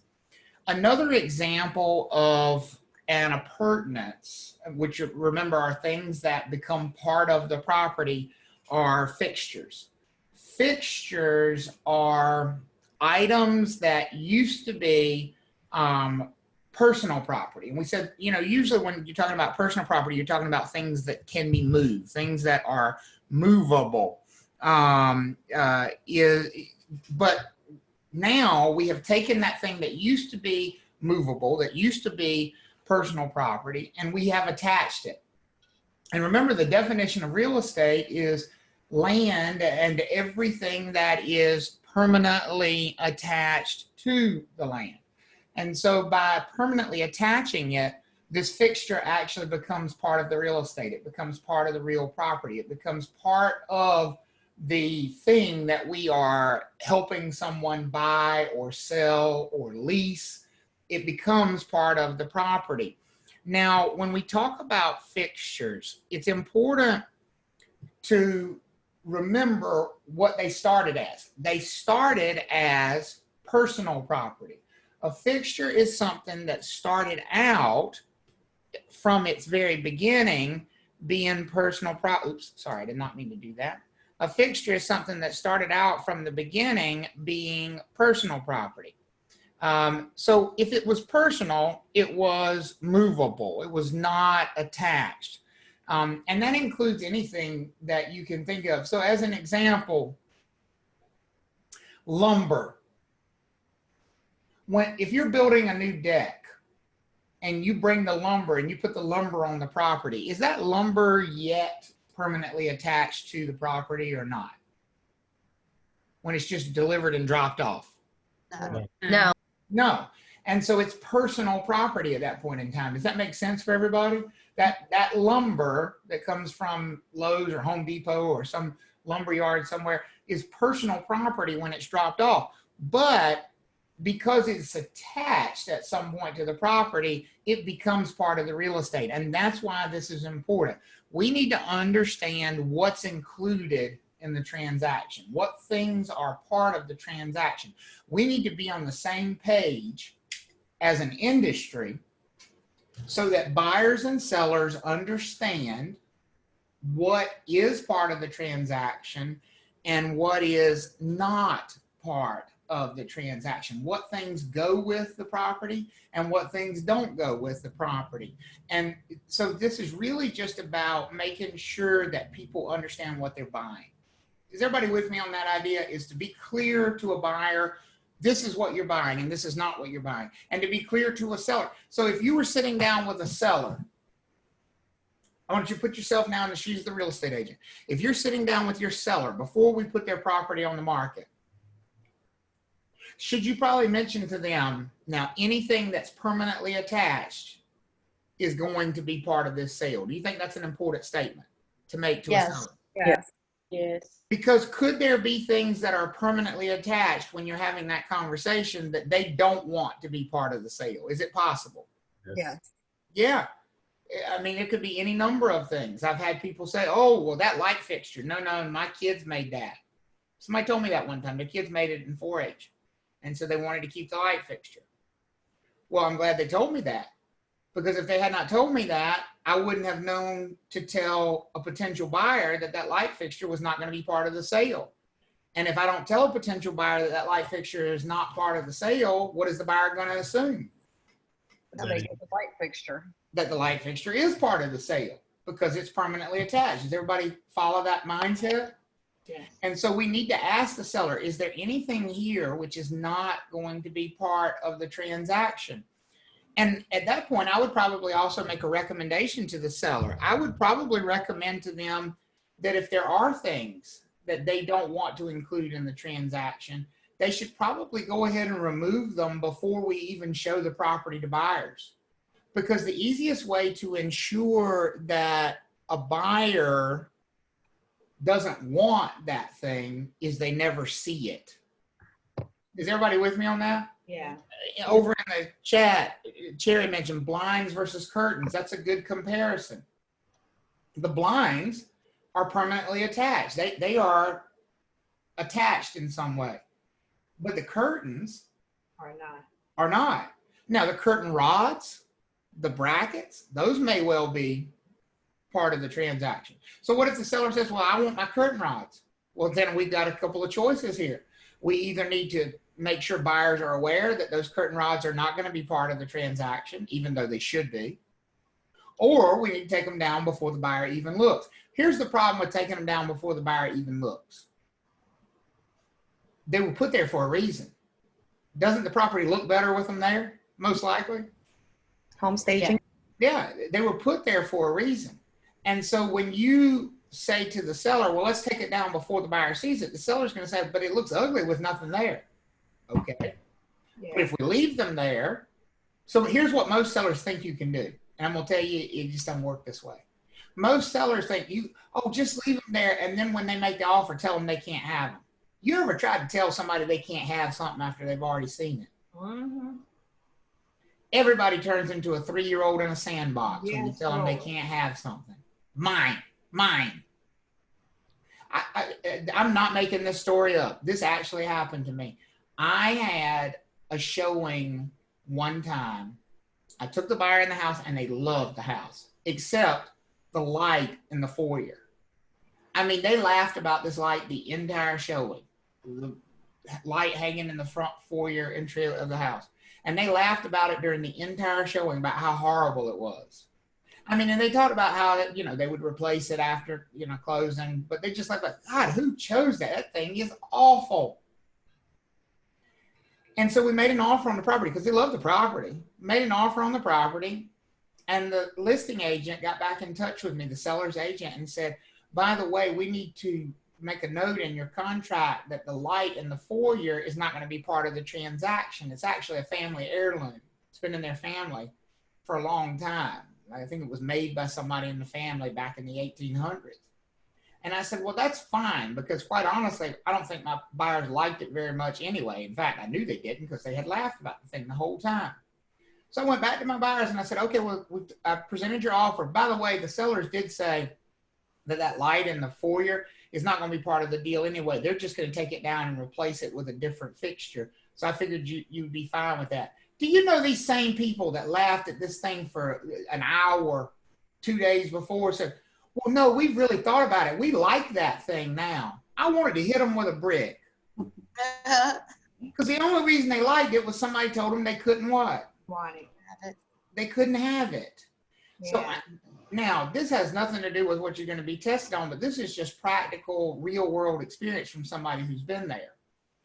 If you don't want the buyer to want it, you probably should take it down before they ever see it. You probably should remove it before the showings, because if they see it there, they're probably going to want it included. And that's just a practical conversation to have with sellers. It's just the way this works. I mean, for everything from, from curtains to you could be televisions hanging on the wall, could be anything that buyers might decide, oh, I really want that. So if your seller wants to take it, they better think about it ahead of time, because buyers do tend to ask for those things and get pretty demanding about those things. But anything that's a fixture is by nature included in the transaction. Anything that's not a fixture, that's personal property, is by nature not included.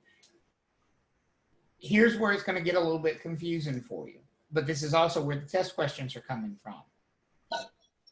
And I asked this earlier, but I'm going to ask it again.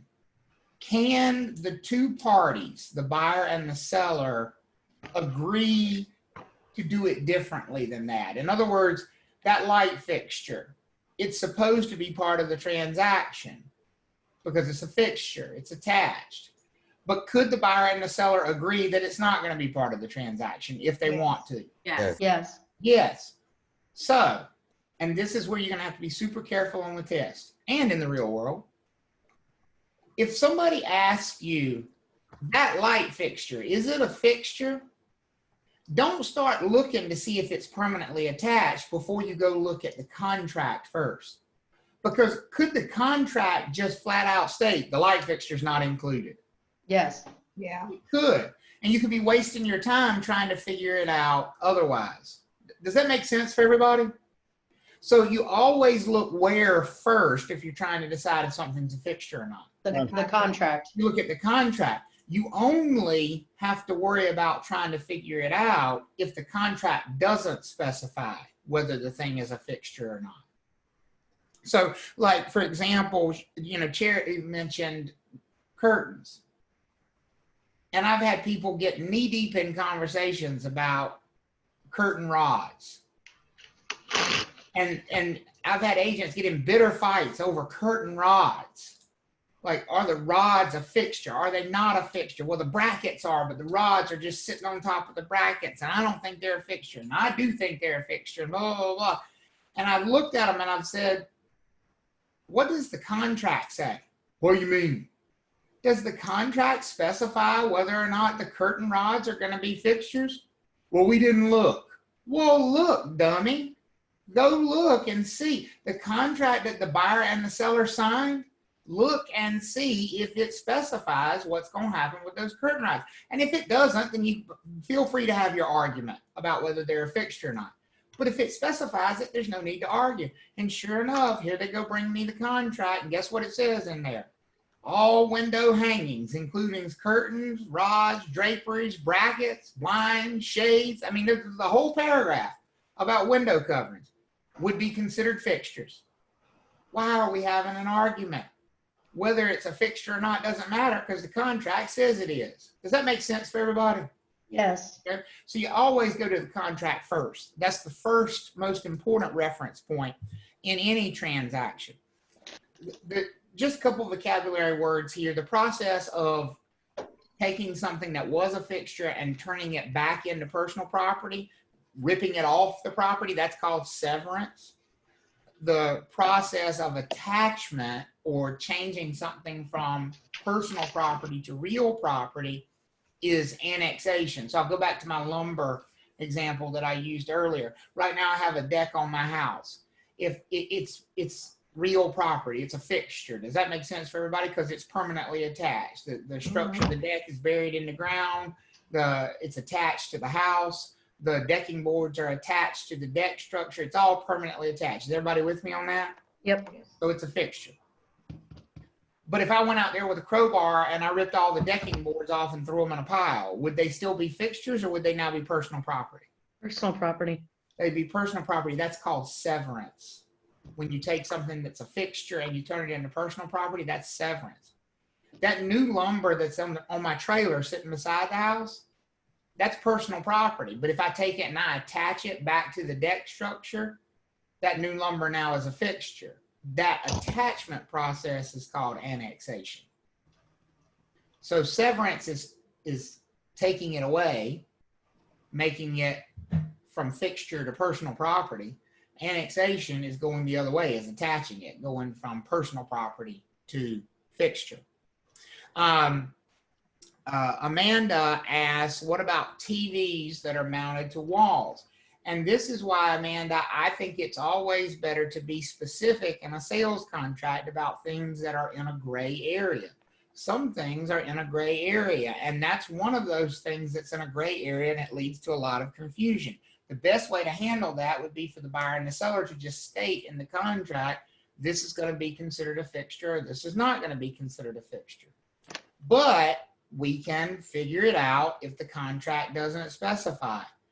How many of you have ever mounted a television? Have ever put a television up on the wall? Okay. If you've done that, I want you to think back to the bracket that you used to put the television up on the wall. Now, I'm not saying this is how all of them are, but I'm saying I've put up a lot of televisions over the years, and every one I've put up was made in this fashion. There were actually two sets of brackets in the box. There was a set of brackets that attaches with lag bolts or screws to the wall. And then there's a separate set of brackets that attaches to the back of the television. Is that how most of them work for you all? Yeah. And then as far as putting the television on the wall, you simply take the TV that now has a set of brackets on the back of it, and you just what? Slide it in. You just hook it in. You just hang it on the brackets that are on the wall. So for the most part, the television is not a fixture because the television is not permanently attached. The brackets that were attached to the wall are fixtures. Yep. If you really want to get in there and sort that out. Can I give you an example of annexation? I just did with the lumber. So if I order lumber, if I want to build a new deck, when the lumber comes, it's personal property. It's not attached. Once I attach it to the deck, it becomes a fixture. And that attachment is called annexation. Let's see. Priscilla asked, what about alarm systems and the cameras? Well, again, you're going to have to go back to, if the contract is not specific about that sort of thing, you would always go look at the sales contract between the two and see if it was specific. If it was not specific, then you would look at, are they permanently attached? How do those cameras mount to the wall? Are the cameras themselves attached, or is it just a bracket that then the camera sits in? I don't know how those are all manufactured. I'm sure they're all a little bit different.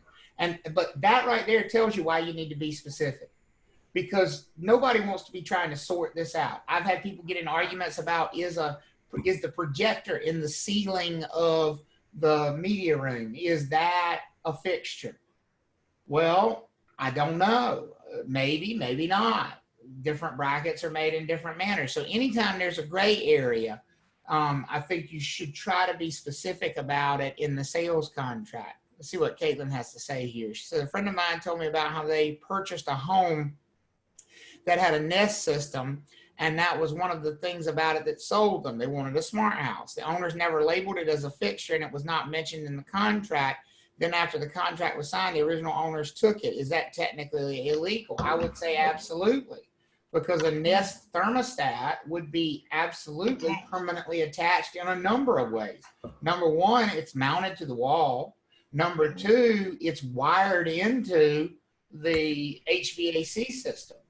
Now, the real question would become about any sort of, like if there was a separate control module that just plugs in somewhere. I don't know exactly, what all equipment they had, but if it was the thermostat itself, there's no question that that would be considered a fixture if it was not specified as differently in the contract, because it's clearly attached. And so a seller who came back after the time of contract and removed that would be breaching the contract. I don't want to use the word illegal. It's because contract law is not criminal law. Illegal means criminal law. It's a breach of the contract, though, between the buyer and the seller. It's a good question. Good question. All right, I think Jeff is coming back in. I don't know why he didn't come back in as a co-host, though, so I have to make him one. All right, there he goes. There we go. Got him taken care of. All right, so are we good on this idea of what a fixture is? It's something that used to be personal property, separate, and now it has been attached. Correct? Lori asked about direct TV dishes.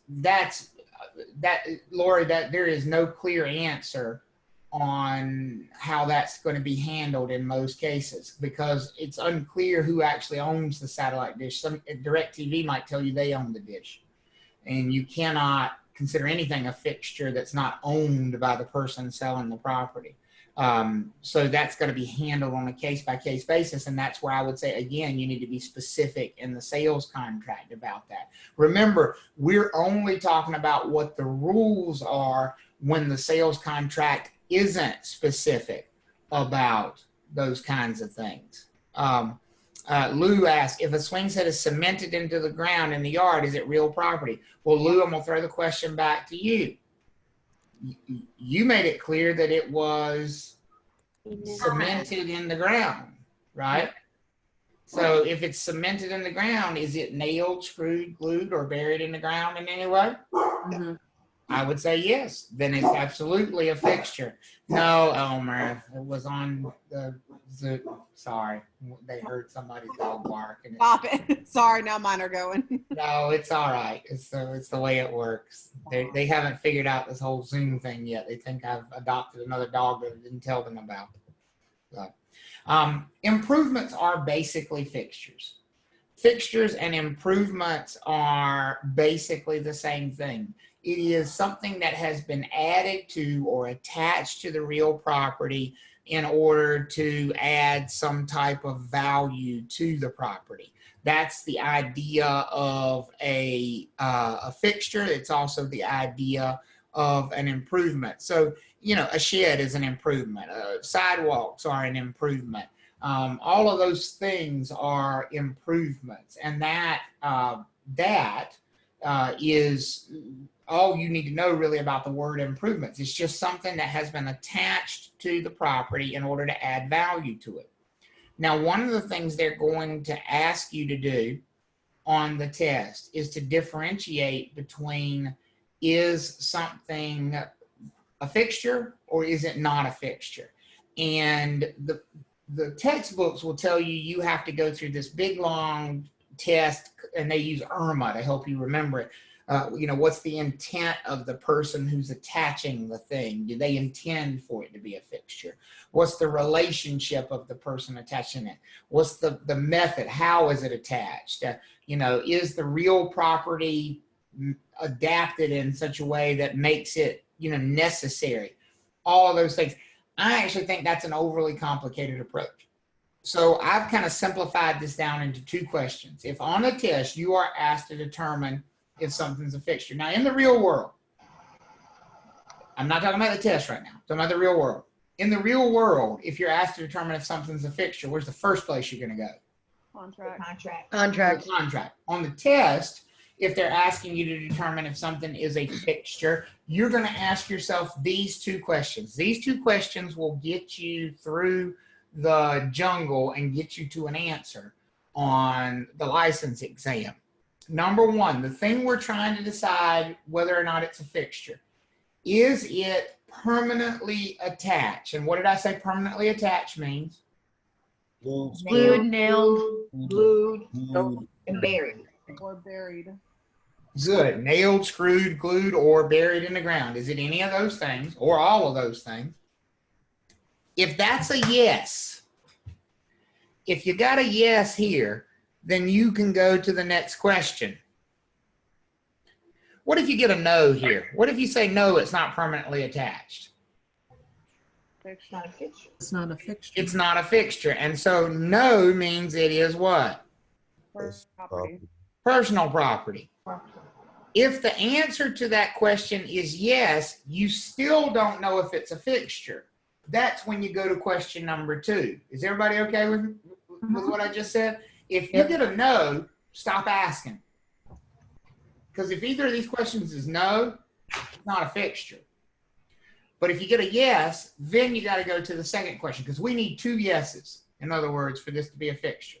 We need both of these questions to be yes. If it is permanently attached, this thing we're talking about. So remind me again, who said they rent where they live? I know some of you volunteered earlier that who rents where they live? I rent. Somebody, Seth rents? Okay. We could use Seth as our guinea pig. So Seth rents where he lives. Let's say that he installs a ceiling fan in his bedroom that he rents. And the owner of the property from whom he rents has decided to sell the property. First of all, can they sell the property? Is that within their rights? Does an owner have the right of disposition? Yes. Yes, the owner has the right to dispose of the property. Second of all, is the new owner, the purchaser, let's say that Charlene is purchasing the property. Is Charlene going to have to honor Seth's lease? Yes. Yes, she is. Now, here's what I want to know. The ceiling fan that Seth has installed in the property, is it going to belong to Charlene after she purchases the property? Is it a fixture that goes with the property? Well, look at the first question. Is it permanently attached? What's the answer to that question? Yes. Yes. Yes. So is it a fixture or do we not yet know? It is a fixture. Don't know. We don't yet know. Oh. 1 yes is not enough. We need what? 2 yeses. 2 yeses. 2 yeses. Just because we got one yes, we've got to now go to the second question. Okay. Here's the question Charlene needs to ask. That ceiling fan, who installed it? Was The it tenant, not the installed owner. by the owner of the property or No. was it installed by the tenant? If it was installed by the owner, Then that's a it's yours. fixture. Okay. If it was installed by the tenant, Then it's it is the personal property of the tenant. okay. And the tenant has the right to remove it when their lease ends. Okay. Got Okay? Yeah. So on the test, how you think they're going to try to trip you up? They're going to present you with a property that's being what? Leased. And they want to see if you're paying attention to the fact that it was the tenant who installed this thing versus the owner of the property. Now, very often tenants don't remove those things because it's more work than it's worth. And if they move out and they choose not to take it with them, it becomes a fixture at that point in time. But if the property is sold while the tenant is still there, then that is the personal property of the tenant. So Charlene, here's what I would say for you as the buyer. If you're buying a property that is currently leased, I would think you need to ask a couple of questions. Number one, can I have a copy of the lease? Because you're going to have to honor that lease as the new owner. So does it make sense that you'd want to see the lease before you made an offer on that property? Yes. So she can know how long, how much rent money she's going to collect, all of that stuff. Number two, she needs to ask, is there anything in here that was attached by who? The tenant. By the tenant. Because anything that was attached by the tenant, she's not buying as part of that transaction. Is that making sense for everybody? Yes. Okay. So if a tenant put up a ceiling fan, it would have to go. If a tenant when put it's up done. a ceiling fan, then it belongs to the tenant. Simple as that. It's the tenant's personal property. Even if the property is sold, Gotcha. even though it's permanently attached, it belongs to the tenant. Okay. Okay. Lori, Can you hear me okay? Yeah, I hear you. You sound a little fuzzy, but I mean, I hear you okay. The mic messed up when I tried to join, but it works for now. Okay. Yeah, I mean, I can hear you. You sound different, but we can hear you. It was actually really an improvement when we couldn't hear you. So it's kind of hard to ask now which is better. But, Whatever. I shouldn't have asked. you should not have. You set me up for that one. You made it way too easy. Okay. All right. Are we good on these two questions? Yes. Yeah. Good. So that's how you're going to do on a test. Now, here is something that you might not have thought you might need to ask these questions about. Sometimes we might need to decide, is the whole house a fixture? Because there are houses in the state of North Carolina which are not fixtures. There are homes in the state of North Carolina which are personal property. How many of you have seen these things before right here? A trailer. Manufactured homes, mobile homes, trailers, double wide, single wide. They're referred to by various terminologies. The correct one is manufactured homes. Folks, here's what you need to understand about North Carolina law, and this is also how it would be tested on the national section. These are not considered real property in most cases. In most cases, this is personal property. It is a mobile home. It is on wheels. It is personal property. It actually has a VIN from the North Carolina Department of Motor Vehicles. It has a vehicle identification number, just like a car. Cars are not real property. Cars are personal property. I realize this is a very large car, but that's what it is as far as the state of North Carolina is concerned. It is a car. Here's why that's important to you. Let's say that Corey goes out and he shows that thing to a buyer client that he's representing, and they love it. It's exactly what they've been looking for. and he writes up an offer from that buyer to the seller. I asked you earlier on in the class what four-letter word we were always selling first and foremost, and what is that? Land. Land. Land. And I said real estate was land plus everything what? Attached to it. Permanently attached. Attached to it. That thing on the left, folks, is not permanently attached to the land. What if you have it detitled? Well, we're going to talk about, so don't race out ahead of yourself, Nick. Sorry.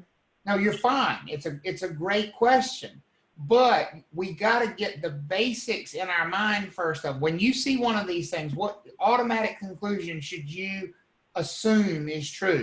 This is not real property. This is what? Personal property. This is personal property. And therefore, when I write an offer on this piece of land, that contract does not include this house. Does that make sense for everybody? Yes. Yeah. Because here's what's going to happen to Corey's clients. He writes that contract and he doesn't specify that this piece of personal property is included in the transaction. And they go to the closing. Let's say they get up that morning and they go do a final walkthrough and everything looks great. Man, they have just, I mean, they even cleaned up the shrubs around the outside of the house. Everything just looks brand new. Just, I mean, the house is cleaned up. Looks like the day it was delivered. They're excited. And they go to the closing and they sign those documents and they pay all their money. And they go home that afternoon to find a vacant lot sitting there where that house was earlier that day. Because that's what they just bought, a vacant lot. Because that would have been no different if the seller's car had been parked in the driveway when you went to that final walkthrough. Because it was not part of the deal. Is everybody, you see how big of a mistake that could be? Yes. Yeah.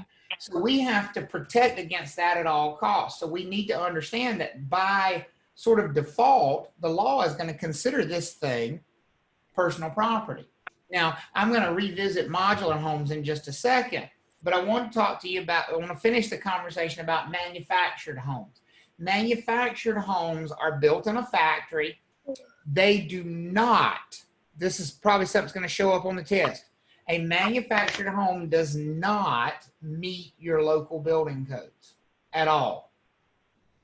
It does not meet your local building codes. Doesn't have to, because it's not considered a structure by your state or local building codes. It is on a permanent chassis, just like a car, and it's personal property. And notice it does say that may convert to real property. So to answer Nicole's question, I'm Nikki, I'm sorry. I see you got Nikki there in parentheses. I'll get it right eventually. To answer Nikki's question, what happens? Can we convert this thing to real property? The answer is yes. There are some specific steps that can be taken, but I'm going to tell you the safe approach as a real estate agent in this state is to always assume when you see one of these things that it is what kind of property? Personal. Personal property. Personal. And include it in the contract, specify in the contract that it is included just to be safe, because you don't want to be the one selling somebody an empty lot. That would be Travis, I don't know if it really even matters, but is the manufactured housing built to like a standard national code? It is.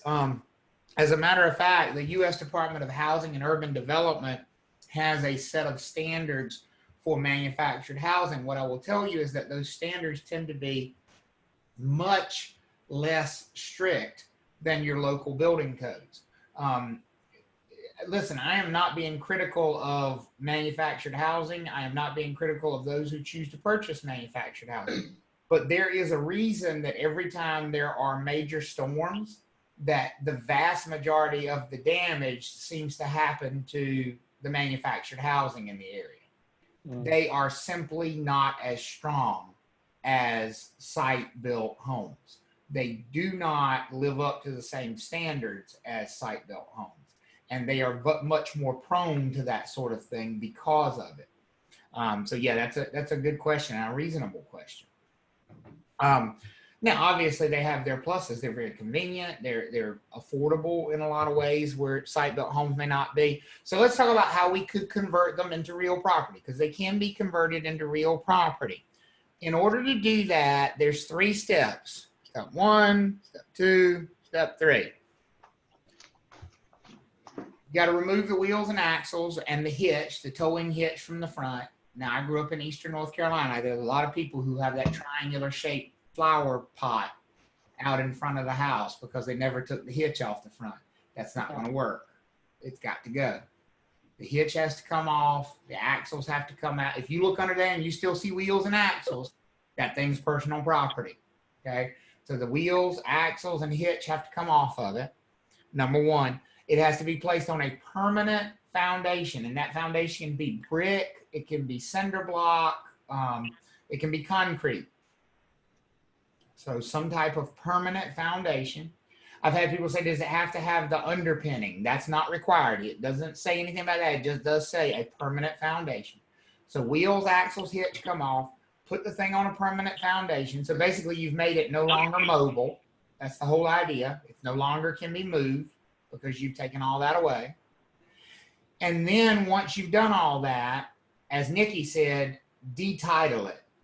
Go to the North Carolina Department of Vehicles and say, this is no longer a car. I'm turning in the title. I'm turning in the registration. This is not a car anymore. And at that point in time, the Department of Motor Vehicles will notify the county where the property is located in that there is a new structure on the property. That now it is real property. Now, I'm going to give you all, this is not going to show up on the test, but I'm going to help you out for the real world. How do you practically in the real world tell a difference between one that is real property versus one that's personal property? Of course, you can look under it and see if you see wheels and axles and all that stuff, but that's not definitive.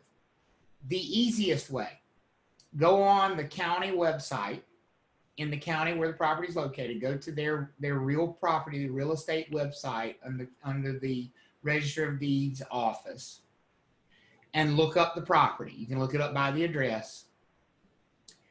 When you look up the property, there will be a sketch drawing on that page of any structures on the property. If you see a sketch of the home, it's real property. If you don't see a sketch of the home, it's still personal property.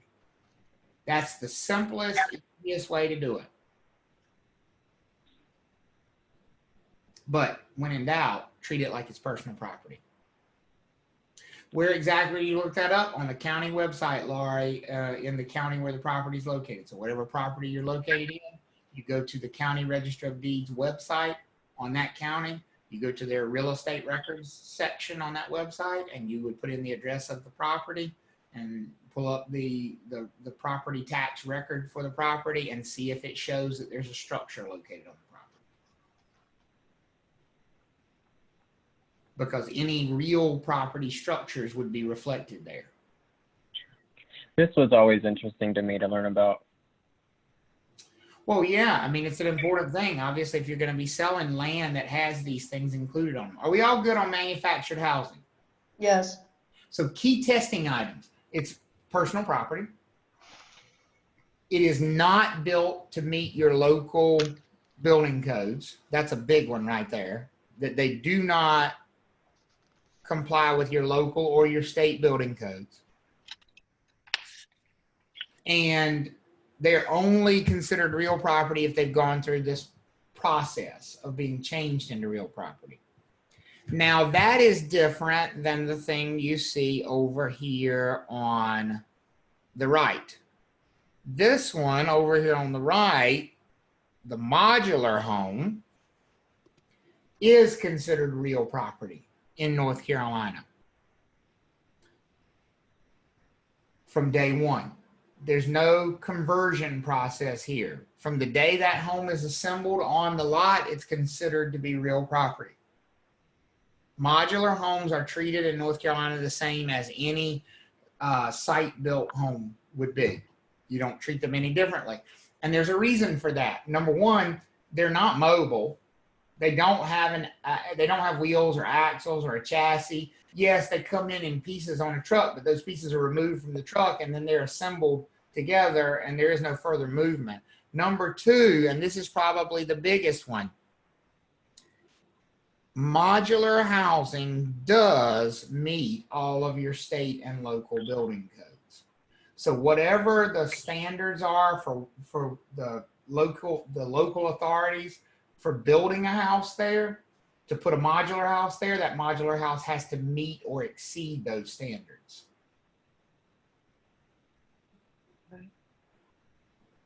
Okay, so that's the biggest difference. Are we all good on the difference here between manufactured housing and modular housing? Yes. Okay, good deal. Plants. Plants can be either real property or personal property. Now, the biggest determining factor of, let me be clear about something. You always have to go back to, when you're determining if something is a fixture, first look at the sales contract. And then if the sales contract's not specific, you go to those two questions we talked about earlier. What was the first of those two questions if you're trying to determine if something is a fixture? Is it nailed, glued, or buried in the ground? Right. Is it permanently attached? Nailed, screwed, glued, or buried in the ground? Is it one of those things? So if I have a plant that's in a pot, in a planter, is it going to be considered a fixture, real property, or personal property? Personal property. What we're talking about here are not fixture or not plants that are in pots. We're talking about plants that are buried in the ground here. Because if they're in a movable planter, clearly they're not real property. They're not fixtures. But if they're buried in the ground, some plants buried in the ground are fixtures and some are not. And so we need to be able to decide which ones of those are fixtures and if they're not. Okay? So, I just saw Rashida's question. So if you make a manufactured home real property, you have to be up to state or local codes? No, it cannot. It will not ever meet your state or local building codes. It has just been made into real property because it's been attached. So, and I know Seth answered that question, but I wanted to make sure. Yeah, they've been attached. They've been converted to real property, but they are not going to ever meet the state or local building codes. They do not meet. So if anybody who owns or occupies a piece of manufactured housing should never be under the assumption that that home meets the minimum safety standards of the state of North Carolina or the locality where they live. It does not meet the minimum safety standards. I mean, and there doesn't have to be any alterations to make it meet state or local codes. No. As a matter of fact, you can't alter them. They are not alterable as far as the state of North Carolina is concerned. So, I mean, and this is just, again, a definitional thing. By definition, if you live in manufactured housing in North Carolina, you're living in unsafe housing. That's just a definitional thing. Now, everybody has their own personal feelings about that. Again, not trying to denigrate it at all, but you need to understand the stance of the state of North Carolina. Why do we have building codes? For safety. Those homes do not meet those minimum building codes according to the state. Now, obviously, millions of them exist and people occupy them safely all the time. But I don't want you to somehow get crossed up in your mind that you can make a manufactured home meet your local building codes. You cannot. They never will. They never will. Okay. So I think Rachel has a question. Rachel has a question? Yes. Go ahead, Rachel. Oh, you got your hand up. I see it now. I was on a different screen. That's Or were okay. you just playing it? So is modular homes stick-built frame homes? Is that the same thing? Because I see that marketing when I see realtors listing homes. What does stick-built mean then? Is that modular? No. Modular means it was built in sections in a factory, and then the sections were delivered and essentially bolted together on site. Okay. A modular home may come on a truck in 8 pieces, and then those 8 pieces be assembled on site. A stick-built home means one that was completely constructed on site. Means raw lumber came in and it eventually became a home. As far as how the law treats them, they treat them exactly the same. That modular home and that stick-built home both comply with the same minimum standards that as each other. They both have to meet your local building codes. Whereas a manufactured home, a double wide, single wide, does not comply with those building codes. So stick built is the same level of, you said it doesn't comply with codes? Does. It does comply with codes. It's built on site, but why? What does stick built mean? Like the frame of it? Means stick built simply means, think of a stick of lumber, a piece of lumber. That's what you're starting with a stick built home. It means it started as raw lumber and every bit of assembly was done on site. That's what stick built means. Okay, well, isn't that what all homes are when they're being built? No. Okay, so stick built means different than a custom home. What does I mean? Custom homes are usually stick built. Okay. Modular homes are literally built in a factory. Yeah. Yeah. Okay. In big pieces, like 3 rooms at a time. Okay. And those big pieces are put on the back of an 18-wheeler, and they are hauled to the site, and they take a crane and they lift those big pieces together like Lego blocks, and they put them together and they bolt the pieces together. Nobody's That was the exact one image in my mind. Nobody is assembling lumber on site. It was done in a factory. They are taking big pieces and bolting them together. That's a modular home. A stick-built home is every individual piece of lumber was assembled and put together on site. Okay. All right. But they both, the stick built and the modular home are both state and locally coded. Correct. So they consider. As far as the state of North Carolina is concerned, they are exactly the same thing. The state of North Carolina doesn't care whether you build it in a factory or you build it on site. What they care about is, here's our minimum building codes, meet those.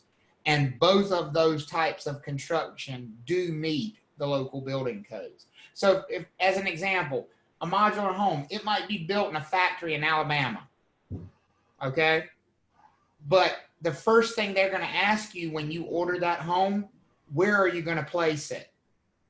Because you will have to get it. So if you say, okay, I'm gonna put that house in Apex, North Carolina, then the factory will have to get in touch with Apex, North Carolina and get a copy of Apex's building codes.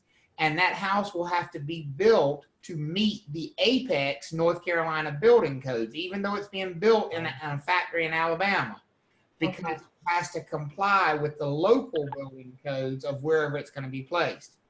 Whereas when you buy a manufactured home, nobody knows or cares where you're going to put that thing because it doesn't meet any of those standards. Okay. Gotcha. And that both of those are considered, not the manufactured, but the modular home is considered to be real property. Correct. Okay. That's correct. And the manufactured is personal property. There you go. Okay. There you go. There you go. So the way we should think of it is manufactured is off by itself as personal property, and everything else is real property, right? Whether it's site built, stick built, custom built, modular, or however you want to refer to it, those are all real property that do comply with the building codes. Okay. Manufactured is personal property that does not comply with the building codes. Okay. So the plants that are buried in the ground, we need to know, are they fixtures or not?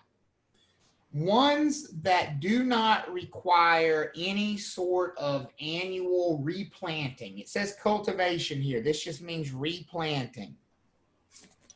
If the plant comes back year after year after year,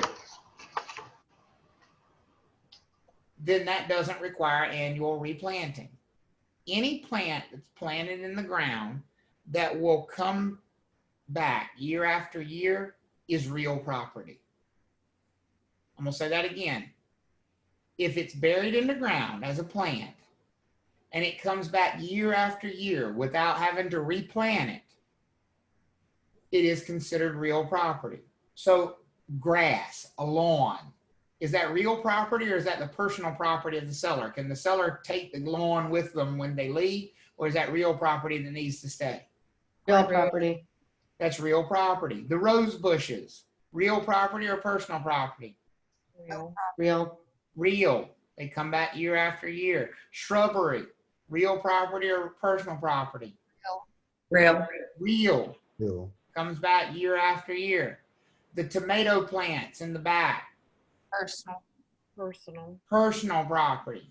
Does not come back year after year. Has to be replanted every year. So any plant that does not automatically come back on its own year after year is considered personal property. Any plant that does come back year after year that's buried in the ground is considered real property. Does that make sense for everybody? Mhm. Okay. Now, those ones that do require annual cultivation, the most common example of them are crops. Not the only example. It could be flowering plants too. There's some flowering plants that are one and done. You know, this is when you go shop for plants and you see annuals versus perennials, right? The annuals are going to be what kind of property? Personal. Personal property. The perennials are going to be Real. real property. There you go. Crops, though, are the most common example of plants that we deal with that are personal property. We are in a state that still has a lot of agricultural property in it. So you may end up dealing with a sale of land that is currently planted with crops. You maybe end up selling farmland at some point. I cannot stress how important it is to understand who the crops actually belong to if you're selling farmland. Do you think that could be important? If you're selling a 1,000-acre farm and it's currently planted with 1,000 acres of tobacco, is there significant value in the tobacco crop itself? Yes. Yes. Huge value. So we need to know who actually is going to own that crop after the day of closing. Is it still the seller's personal property, or is it now the buyer's property because it was real property and transferred? The answer is it's still the seller's personal property. Crops are personal property. They belong to whoever planted them in the state of North Carolina. They are personal property. And they're actually treated differently than any other personal property.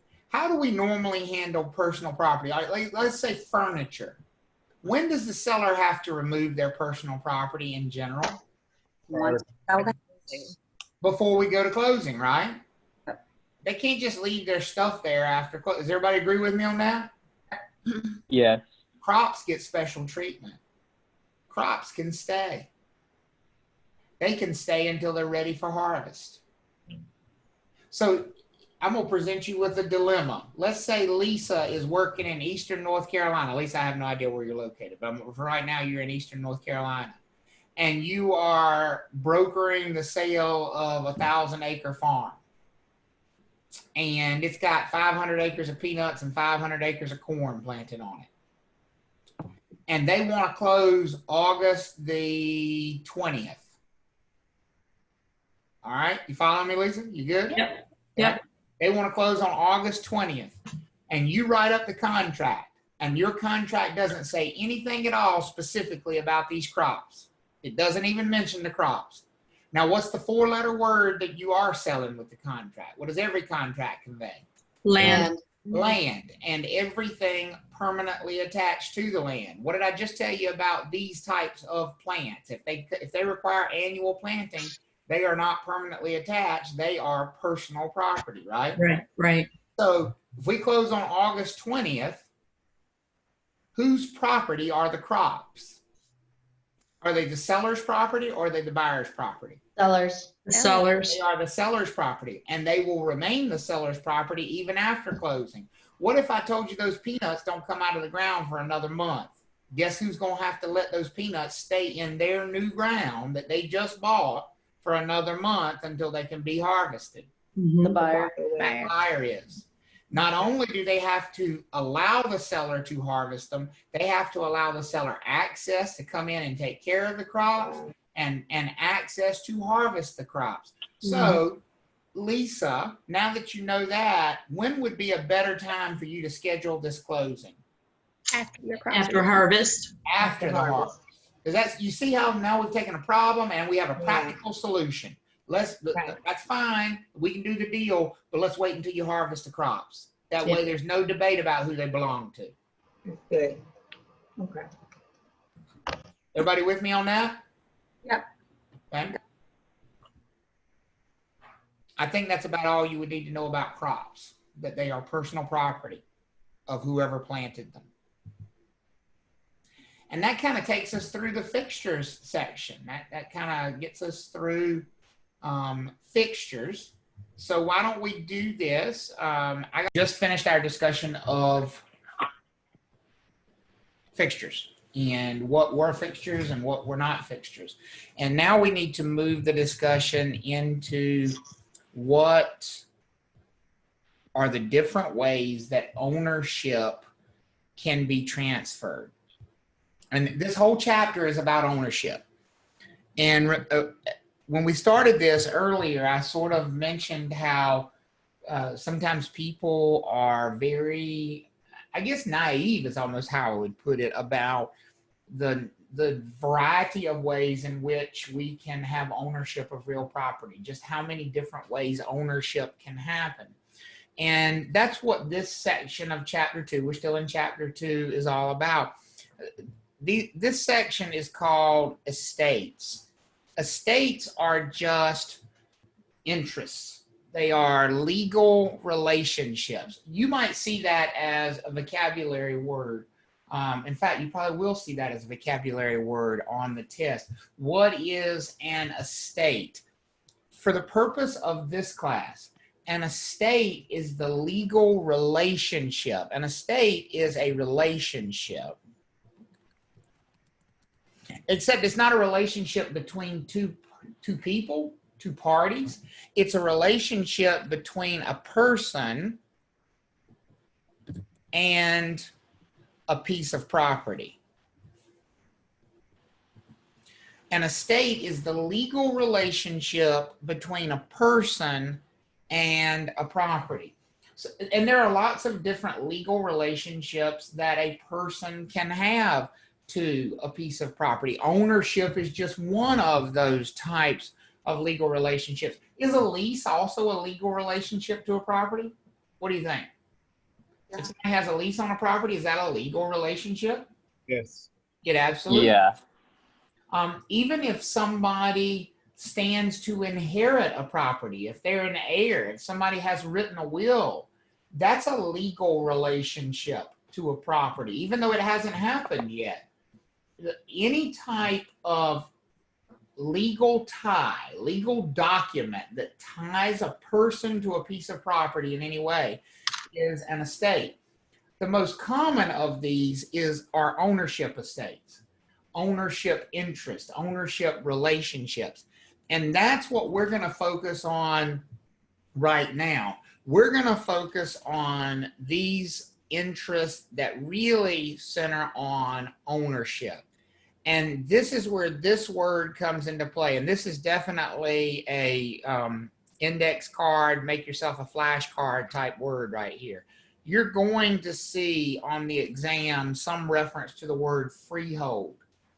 Freehold just means I own it. It doesn't tell you how they own it. It doesn't tell you if they own it with other people or if they own it by themselves. It doesn't tell you if they own it with restrictions or without restrictions. It simply tells you that they own it in some way. We have some ownership interest. That's what the word freehold means. A freehold interest is some level of ownership. And so what we want to take a look at is what are the different types of freehold interests. We're not going to focus on the leases right now. We're not going to talk much about leases until we get to chapters 11 and 12. Those are the non-freehold interests. but we are going to focus on the freehold ones right now. We're going to focus on the ones that involve ownership. That's kind of our task right now. And if you didn't think things could get confusing, let me just show you how many different types of ownership estates there actually are. A lot of them. There are 1, 2, 3, and this is actually 4 and 5 over here, and then 6 and 7, because there's 2 different types of conventional life estates and 2 different types of life estates per Ultra V. There's actually 7 different ways, 7 different ways that we can have ownership. And the type of ownership is always going to be determined by one person. Even though there's 2 people involved with a transfer of ownership, there's always 2 people. You can't have a transfer. You can't have a transfer of ownership unless you have 2 people. And those 2 people are going to be called the grantor and the grantee. Now, earlier today, we mentioned this OR and EE thing. We said the OR person is the person who's doing the work, the person who is giving something to the other person. And the EE person is the person who's receiving that thing. So let me talk about what a grant is. A grant is ownership, is a transfer of ownership. You grant ownership from one person to another. Who do you think the grantor is? If we look at the traditional buyer-seller transaction, who's going to be the grantor? Who's doing the work of transferring ownership to the other person? Would that be the seller or would that be the buyer? Seller. That would be the seller. And the buyer would be the Grantee. The grantee. Grantee. Exactly right. That's the most common example of that usage there. I think somebody accidentally drew on the screen, so I'm going to clear that out. Clear all. There we go. It's a question mark. Oh, it's a is that was that you? No, I didn't mean to do it. So we're only going to focus on the freehold. And what did we say freehold meant? It just means what? I own it. I own it. I own it. Oh God, I didn't mean to be doing it that way. See, now Seth, you got me in the. It's all my fault. You got me in the I annotation said one thing here, which I did not need to be in at all. Get rid of that. There we go. Because I like to annotate in PowerPoint, not in Zoom. Because it stays on the screen in Zoom. That's the problem. So freehold just means ownership. That's the word we're focusing on right now. And these are just the different types of ownership. And whenever there is a transfer of ownership, it goes from the grantor to the grantee. That's the direction of the transfer. Now notice what it says right here. This is probably the most important statement, at least early on, to understanding what we're about to talk about. I want you to take a second and read that statement. Read it to yourself. The grantee gets whatever type of ownership the grantor transfers. Who's in control? Is the grantor in control or is the grantee? Grantor is in control. The grantor is driving this bus. The grantor decides what type of ownership they want to transfer to the grantee. And if you look at the next statement, it says the grantor can be a jerk because the grantor could limit the type of ownership that they are transferring to the grantee. The last little thing it says there about the grantor, and this is an important one as well. It says the grantor can never transfer a higher level of ownership than what they have themselves. You can't give somebody an upgrade. You can only transfer what you got. So if as a grantor, you received a limited form of ownership, then all you could sell the next person is what? Unlimited ownership. a limited form of ownership. Does that make sense for everybody? You can't, once it's limited, you can't take the limits off of it because you can't make it better when you sell it to somebody else. So really, when a grantor places restrictions, they're placing them for a long time. I guess we could probably say forever, right? They're appurtenant. Does that sound familiar, that word? So these kind of restrictions become a big deal when they are placed on the property. Now, I don't want you to feel like the poor grantee just gets abused in this thing, because yes, it is true that the grantor has control over the type of ownership that they transfer. But let me point something out to you. Nobody's forcing the grantee to buy this thing. Do you think the grantee could refuse to pay for the property unless the grantor provides them a certain type of ownership? Yes. If you were the grantee, do you think you could say, I'm only going to purchase the property from you if you give me this type of ownership? Yes. Unlimited Yeah. ownership. That absolutely happens. As a matter of fact, it's one of the first things you're likely to find in a sales contract between a buyer and a seller is that the seller agrees to transfer unlimited ownership to the buyer. And that's the buyer basically demanding, I'm not buying it from you unless you give me unlimited ownership. Is everybody with me on that? You're not going to place any restrictions on this thing. There will be transactions, though, where the grantor has no say, the grantee has no say, because they're not buying the property. Are there transactions where the grantor is giving the property to the grantee? Yeah.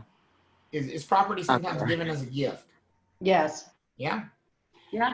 Are there situations where people inherit property Yes. Yes. Yeah. and they're not paying for that either, correct? Yep. In those situations, the grantee has no choice but to accept whatever the grantor decides to give them. Is everybody with me on that? Yes. So most of the time when you see these limited transfers of ownership that we're going to talk about, they're usually when the buyer wasn't a buyer. They weren't paying for anything. They were being given the property. And so they had no choice but to accept it in whatever way the grantor was willing to give it to them. Now, you can sit there inside your head and go, why would somebody do that? That's none of our business. People do what they do because they want to do it. If people want to restrict things and they give it, do people sometimes put strings on gifts when they give them? Yes. Yeah. All the time. And that's exactly how I want you to think of these limited sort of transfers of ownership. It's just, it's with strings attached. That's all that's happening here. So we're going to talk about a bunch of different types of ownership as we go through this. But there are two major things that the grantor can limit. There are two major things that the grantor can limit. Doesn't mean they have to limit either one, but they can. They can limit time. Now remember, what they're transferring is ownership. So what they would be limiting is how long the grantee owns the property. Let me be clear about something.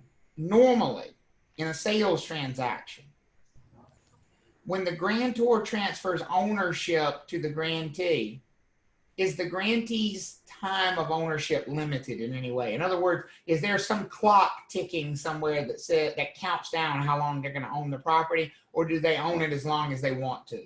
They will own it as long as they want. They own it as long as they want to. Normally, isn't that true? Yes. Unless you're leasing. Well, that's not ownership. Leasing is not ownership. That's a good point, but leasing is not ownership. So we're talking about in a purchase, in an ownership transfer. The vast majority of the time, there is no time limitation. Most people, if they're purchasing a property, are getting ownership not limited by time in any way. Does that make sense for everybody? Yeah. Yep. The grantor gives unlimited time to the grantee. What I'm telling you is it doesn't have to be that way. The grantor could essentially start a countdown and say, I'm giving you ownership for a limited amount of time. you own it until, and then they're going to put a deadline on it. That's one way that the grantor could limit owner. That's a pretty big limitation, wouldn't you say? Yes. If they say you only going to own it for a certain amount of time and then you don't own it anymore. That's a big limitation. The other type of limitation that the grantor could place on the property is what the grantee could do with the property, what they could use it for. A grantor could say, I will transfer ownership of this property to you, but only if you use it as a children's home. Well, if the grantee accepts that ownership, what could they use the property for? Children's home. As a children's home. Can they do anything else with it? No. No. Nope. Because their ownership says the only thing they can do with it is what? Make it a children's home. Make it a children's home. By the way, if they sold it, guess what the next person would have to do with it? Children's Use it home. as a children's home. And guess what the next person after that would have to do with it? Children's home. So would that pretty much limit the use of the property effectively for the rest of the time? Yeah. Mm-hmm. Sure Kind of would. suckily. That's a huge restriction that the grantor could place on a property when they transfer ownership. Caitlin asked a question, is there a way you could get around an HOA stating in the covenants that you as an owner may not lease the property? No, because it's not the HOA, first of all, that's stating you can't lease the property. I'm going to answer your question as directly as I can, Caitlin. You know who is stopping you from leasing the property? Tractors. You are stopping you from leasing the property. Oh. Because when you bought that property, you agreed to abide by those rules and regulations for the entire time you own that property. So the only person stopping you is you. And that's exactly what a judge would say to you if you ended up in front of them. These rules ain't fair. They would say, then you should have never agreed to them in the first place. And that's why the answer to can you beat covenants is no, because you're asking somebody to help you beat yourself. It doesn't happen. It's not the big bad HOA that makes you follow those rules. It's you who agreed to follow them in the first place. That's the truth about covenants. And that's why That's a great practical point too. It I could have is. used that. It happens all the time that people buy property in neighborhoods that have covenants, and then they want to know, well, how do we get around the covenants? Well, you don't. The way you get around them is not to purchase in there in the first place, if you're concerned about that covenant. And by the way, covenants are exactly an example of what we're talking about here. At some point, guess who placed those covenants? A grantor who wanted to limit the what of the property. They want to limit the time that the grantee was going to own the property, or they want to limit the use that the grantee had of the property? Which one did they want to limit? Use. The use. And how long is that limitation going to last? Forever. Forever. Mm-hmm. It's a big deal. Big deal. Do you mind confirming Caitlin's question and my answer to it? Caitlin said, so I could grant ownership for a certain amount of time. Yeah, you certainly could. And we're going to talk about how you would do that and what that certain amount of time would have to be. But yes, the answer to your question is ownership can be granted for a certain amount of time. And what would happen is that when the time expired, the ownership would end and it would go right back to where it started. So the grantor who gave ownership in the first place, ownership would bounce right back to them. It would come right back to them. Okay? Unless they said, and then it goes to, and they name somebody else, and then it would go to that person. But either way, the grantor is in control. Okay? So the two things that can be limited, time and use. What, if we're the grantee, what would we like for the grantor to limit? Nothing. Nothing. If I'm the grantee, I don't want the grantor to place any restrictions whatsoever on the property. Can we all agree with that? Yes. Okay. Now, that is called fee simple absolute ownership. Or sometimes just fee simple ownership. Fee simple absolute and fee simple mean the same thing. What they mean is that the grantor has placed no restriction on the time of ownership, and the grantor has placed no restriction on the use. Notice who I said has placed no restriction. Who? Grantor. The grantor. Now, here's where I'm going to point something out, and this is where confusion number one is going to come into play for some of you. So you better tune in, because I'm telling you, this stuff will leave you in the dust in a hurry. I mean, it is about to get deep in here. The grantor has no control over restrictions that were placed before they own the property. So they cannot take restrictions away. Caitlin asked how she gets around rules, covenants that you rent the property. And I said, you don't. Well, now, can Caitlin sell that property? Yes. She sure can. Is the next owner going to have to follow that same restriction? Yes. Yes. Yes. Here's what I'm telling you. Caitlin doesn't have any control over that. Even though she is currently the owner of the property, remember when I said she can't upgrade the level of ownership for somebody? She can't transfer a higher level of ownership to the next owner than what she got. She's already gotten limited ownership in a way. Does that make sense for everybody? Yep. And so the only thing she can transfer is limited ownership. Everybody follow me so far? Travis, I have a question on the tip of my tongue. I have two actually. So if somebody, I'm pretty sure I know the answer to the first one. If somebody has unlimited ownership, then they can limit the next person's. Correct. You can always place limits. You just can't remove them. Okay. As the owner of the property, you could always add restrictions to future owners, but you could not take them away. Okay. And I lost my second one. I'll let you know if I figure it out. Okay. Thank you. Now, this next statement is going to be really important. Even though Caitlin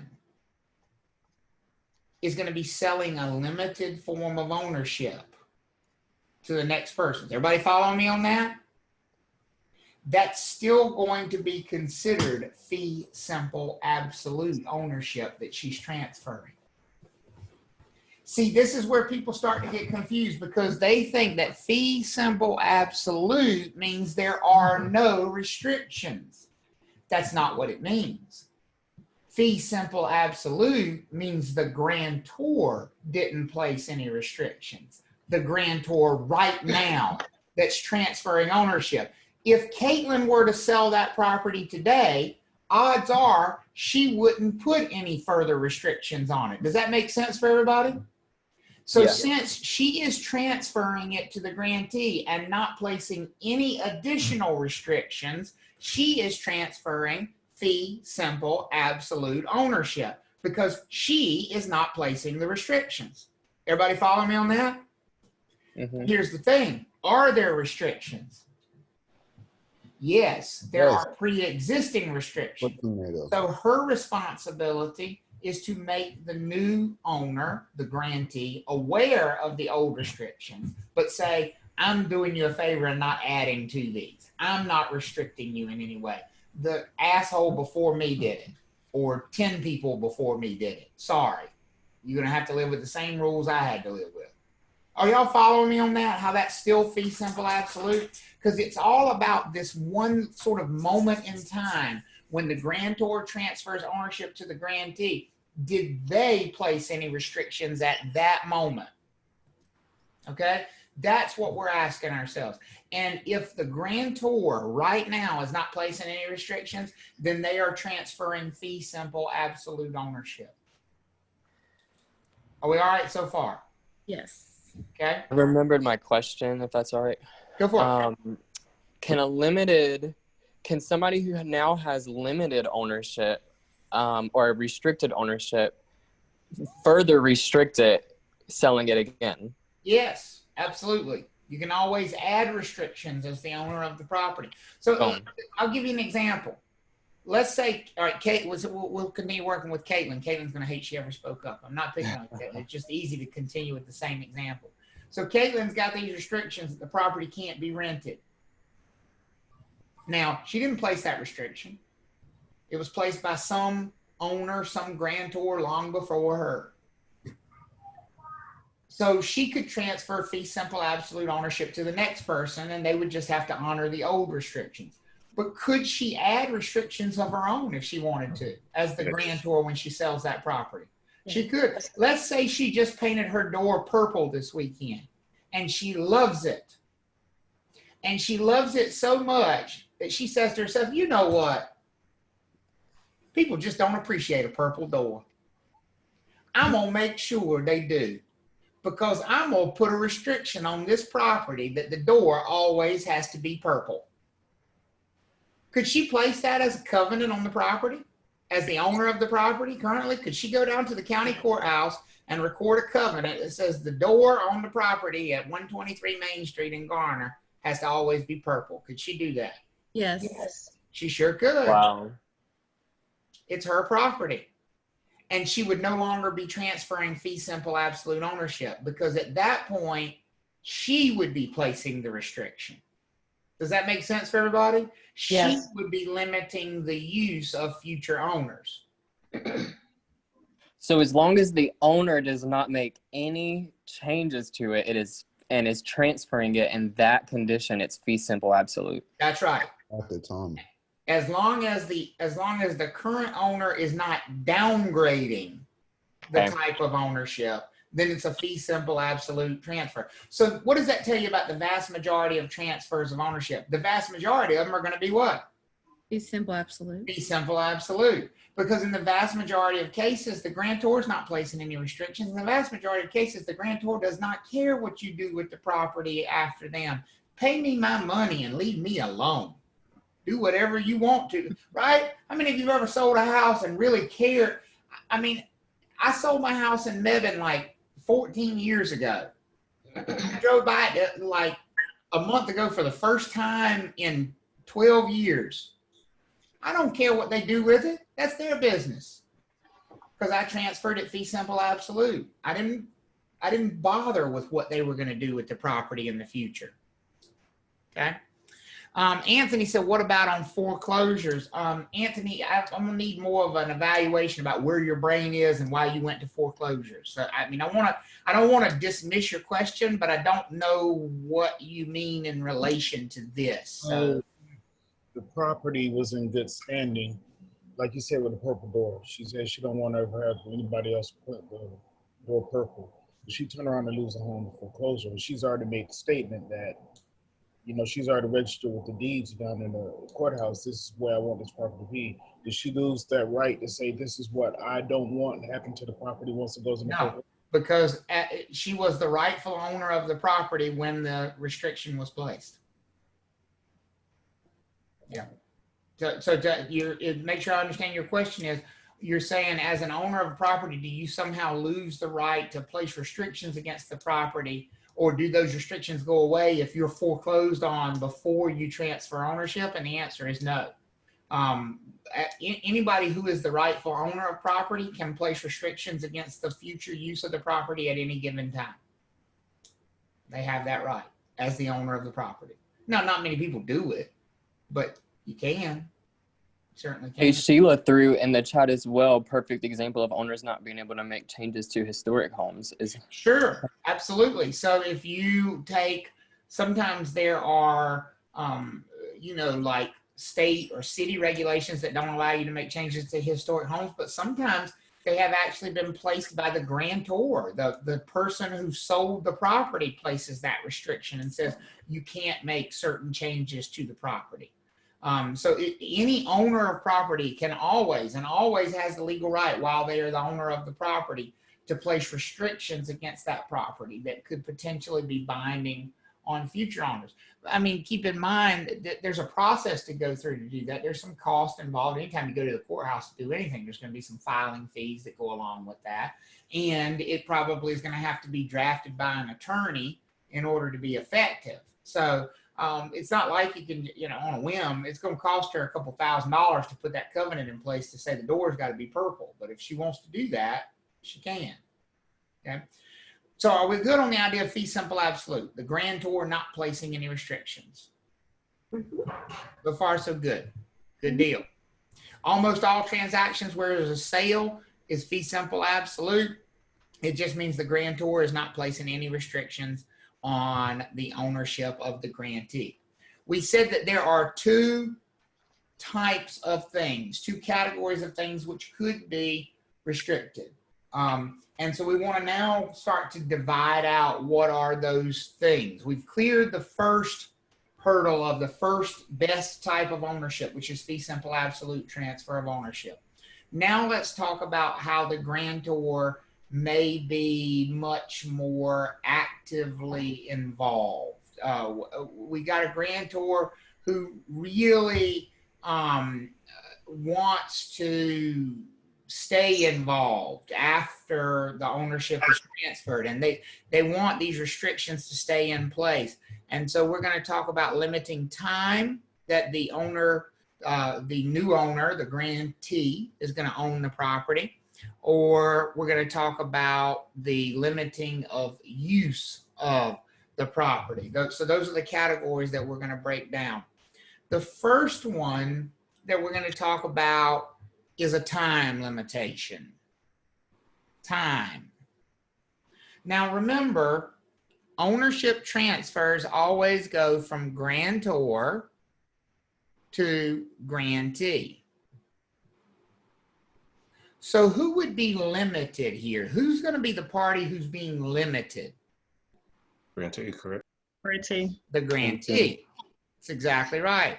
This is a transfer of ownership where the grantor has limited how long the grantee will own the property. Let me see who I can pick on here. I'm looking at names. So there's Daniel. We do have a D. Daniel starts with a D. Sorry, Daniel, you get picked on just because your name starts with a D right here. Our grantor is now known as Daniel the Deadly.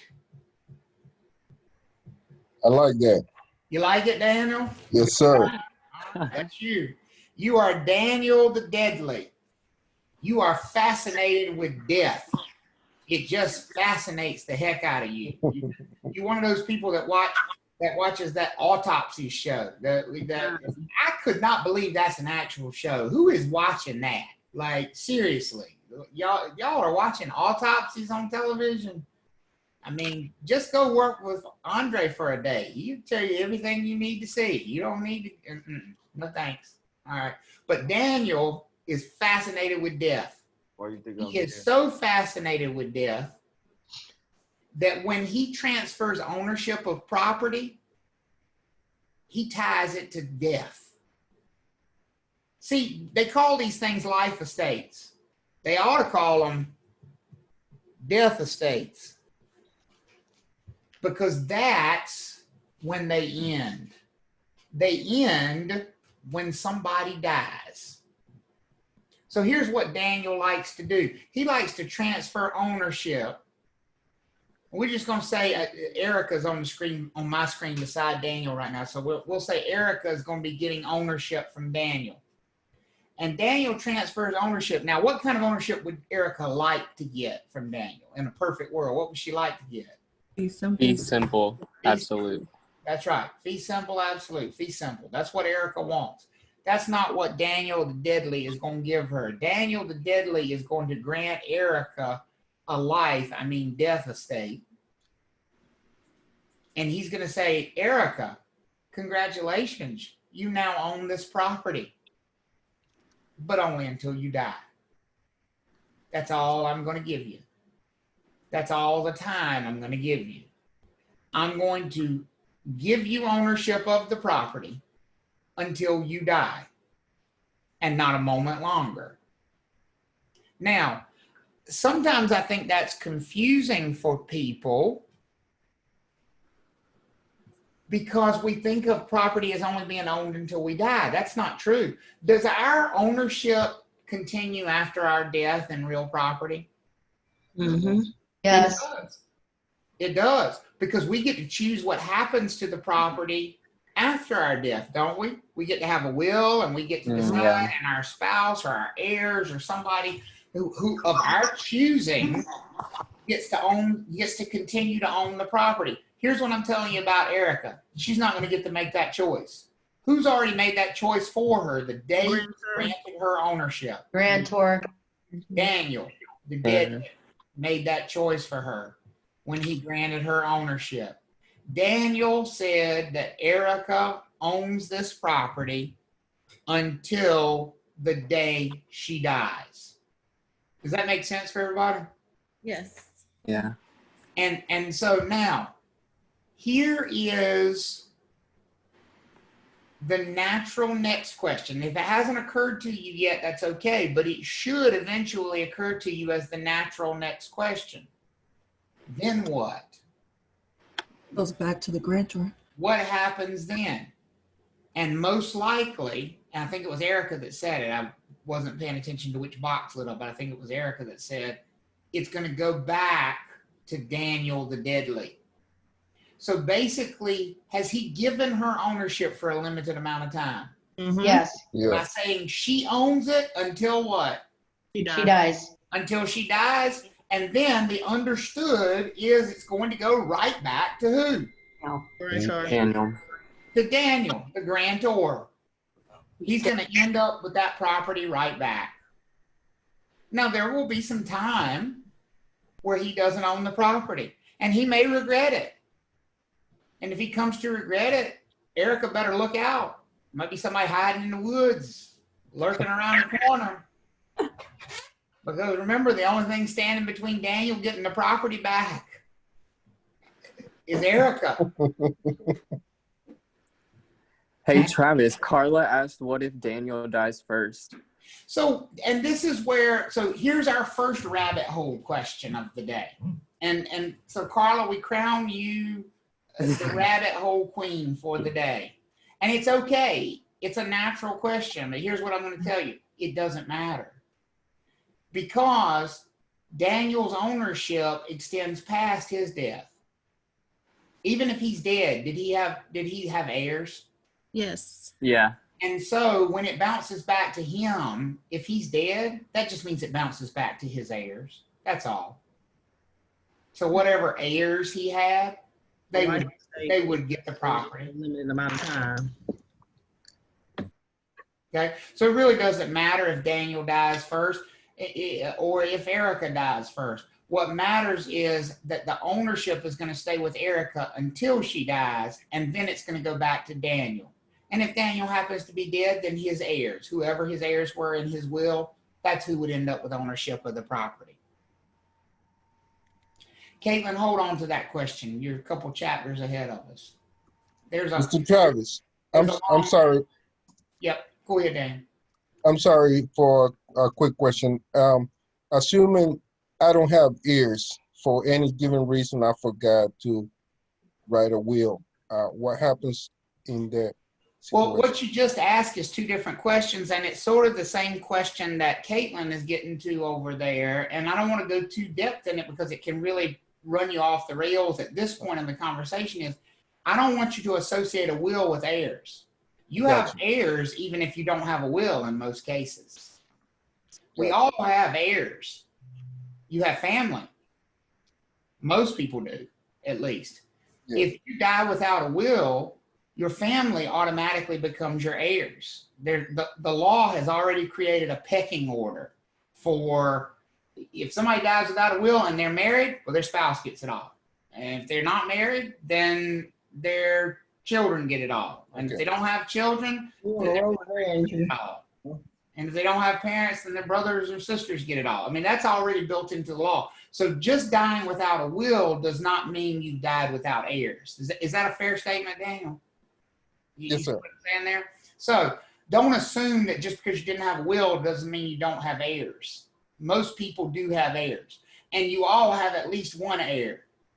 everybody in here, I can say without a doubt, has at least one heir.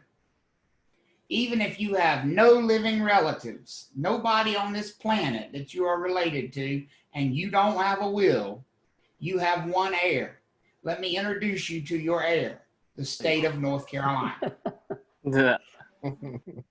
If you die and you don't have a will and they don't have any living relatives to give your stuff to, they will very sadly take all your stuff, including any real property.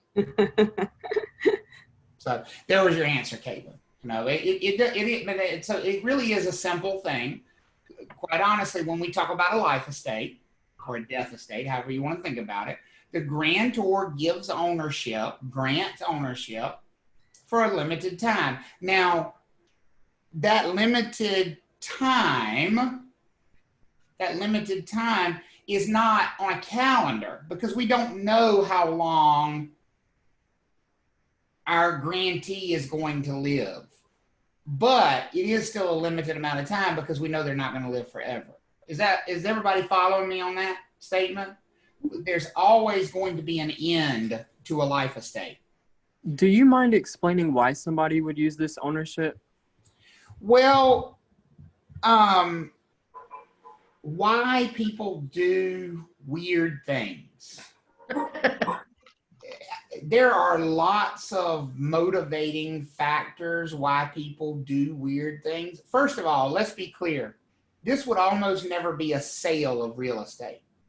If this was a sale, if we were looking at the property being sold, I highly doubt that Erica would be willing to pay for property that she's only going to own until she dies, and then it's going to go right back to Daniel. She's probably not going to be willing to pay Daniel for that.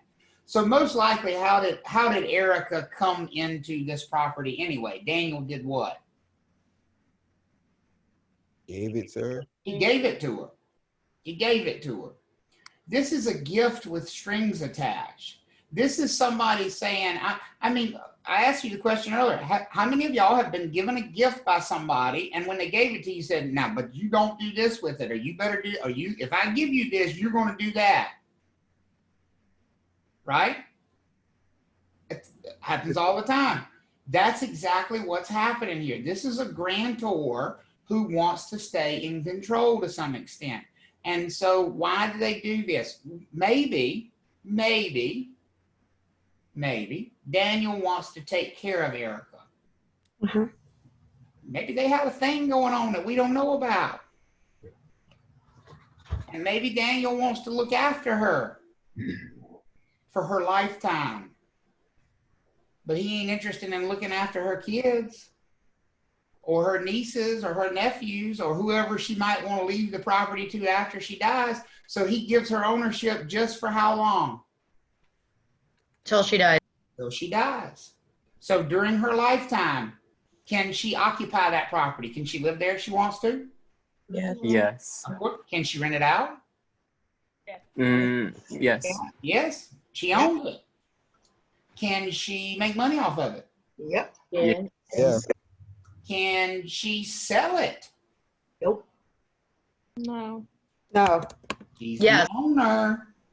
Oh, Yeah. yeah. She have to do the same as death, right? She's the owner. Okay. Can she sell it? Yes. Yes. She can, Until but she only dies. until she dies. But here's the thing. She can't upgrade somebody when she sells. So if she were to sell, let's say she sells to Charlene. Okay. Erica can only sell Charlene a limited thing because that's all Erica got, right? Wow. Can Erica sell Charlene ownership of the property forever? Or can Erica sell Charlene ownership of the property until Erica dies? Only until Erica. So she does. That's it. She can only sell what she got. And so here's the thing.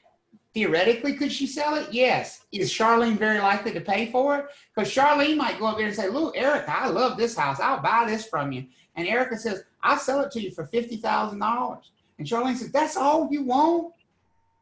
You only want $50,000 for that? I'll buy it right now." And Erica said, "Well, here's the deal. I only own it till I die. And if I sell it to you, you'll only own it until I die." No, thank you. I only own it till I die. Is Charlene gonna be likely to buy that thing, or is she gonna be like, no, no? No, no, thank you. So just because Erica can theoretically sell it doesn't mean it's necessarily gonna happen. Is everybody with me on that? Okay. Yep, got it. Okay. Quick question. Go for it. I might be a slide or two ahead, but so the measuring life can be the same person as the grantee. Well, hold on, because we're about to introduce that terminology. So hold Gotcha. the measuring life part of the thing, because we're going to talk about, now that we kind of understand the concept, I do want to bring the terms into the picture here. So let's talk about the terminology that's involved here. In our example here, Daniel the Deadly is our grantor, right? So we got the grantor who created this mess, Daniel the Deadly. Everybody all right with that? Yes. And he granted ownership to who? Erica, right? Erica. And Erica is what we call the life tenant. The life tenant is the person who has ownership currently, but is on the clock. The clock is ticking. Their ownership is going to end. Right now, Erica owns the property. Is that a permanent thing or is that a time-limited thing? Time limited. That's time limited. That makes her a life tenant. Does that make sense for everybody? So, and now it can be confusing because they use this word tenant here, life tenant, but then it says that's the owner of the property. The reason we call them a tenant is because that ownership is only for a limited amount of time. Does that make sense for everybody? Yep. The other person that we have to have in a life estate is somebody called the measuring life. The measuring life. It says the measuring life is the person whose lifetime measures the length of the ownership. It can be a different person than the life tenant, or it can be the same person as the life tenant. So let's recap our life estate here. Daniel the Deadly has granted ownership to Erica until Erica dies. So who is our measuring life here? Erica. It's Erica until Erica dies. That makes her the clock. She's also the measuring life. She is the life tenant and she is the measuring life. Now, here's what Daniel could have said. He could have said, I'm granting ownership to Erica until Amber dies. Who would still be the life tenant? Erica. Erica would. But who would be the measuring life in that case? Amber. Amber would. That would be two separate people. And it's fine. They can be separate or they can be the same. And that's up to the grantor. That was Daniel's choice. He got to decide, not the life tenant. The grantee doesn't get to decide anything. It's the grantor who's driving this bus. Okay? Lucci asked, is life tenant, owner, grantee can all be used interchangeably? Yes, a life tenant is a grantee in a life estate. Grantee means any type of grantee. The grantee in a life estate is called a life tenant. Okay? Everybody all right so far? Doing good. Okay. Hope y'all Now, are. Should we make flashcards for these terms? I don't know that these terms are best suited with flashcards because I think this is more of a concept thing than it is a memorizing vocabulary thing here. Because I think you could easily memorize the vocabulary here and still have no idea how a life estate works. So I think once you actually get the concept here, the words will come into clear focus, if that makes sense, Amber. Yes. Okay.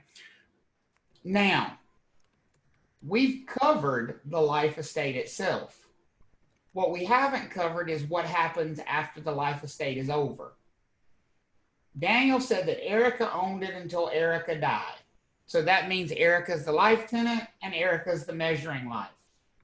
What did we say was going to happen to the property, to ownership of the property after Erica's death? Goes to the grantor. Goes back to Daniel. It goes back to Daniel.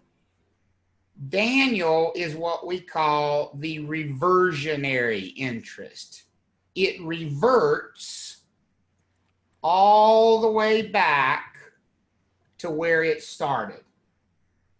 Does that make sense for everybody? If it's going to go back to Daniel, where it started, we call that a reversionary interest. And by the way, Daniel doesn't have to say, and then it comes back to me. The law assumes when he creates a life estate that he wants it to do just that. When he creates this life estate, if he just says, I'm giving it to Erica until Erica dies, then the state of North Carolina is going to assume that he wants what to happen after Erica dies. Come back to him. Go back He to him. wants it to revert back to him. Is everybody following me on that? Okay. That's called a reversionary interest. Daniel has one other choice. He doesn't have to have it revert back to him. He could name a third party. He could bring somebody else to the picture. He could say, and then it goes to, and name a new owner for the property. The property goes to Erica until Erica dies. That means Erica is the life tenant. She's also the measuring life. And then it goes to Vanessa.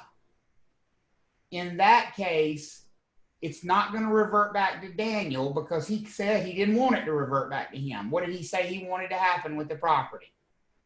It goes to Vanessa. Yes. He wants it to go to Vanessa. We call that a remainder interest. Vanessa would be the remainder man in that case.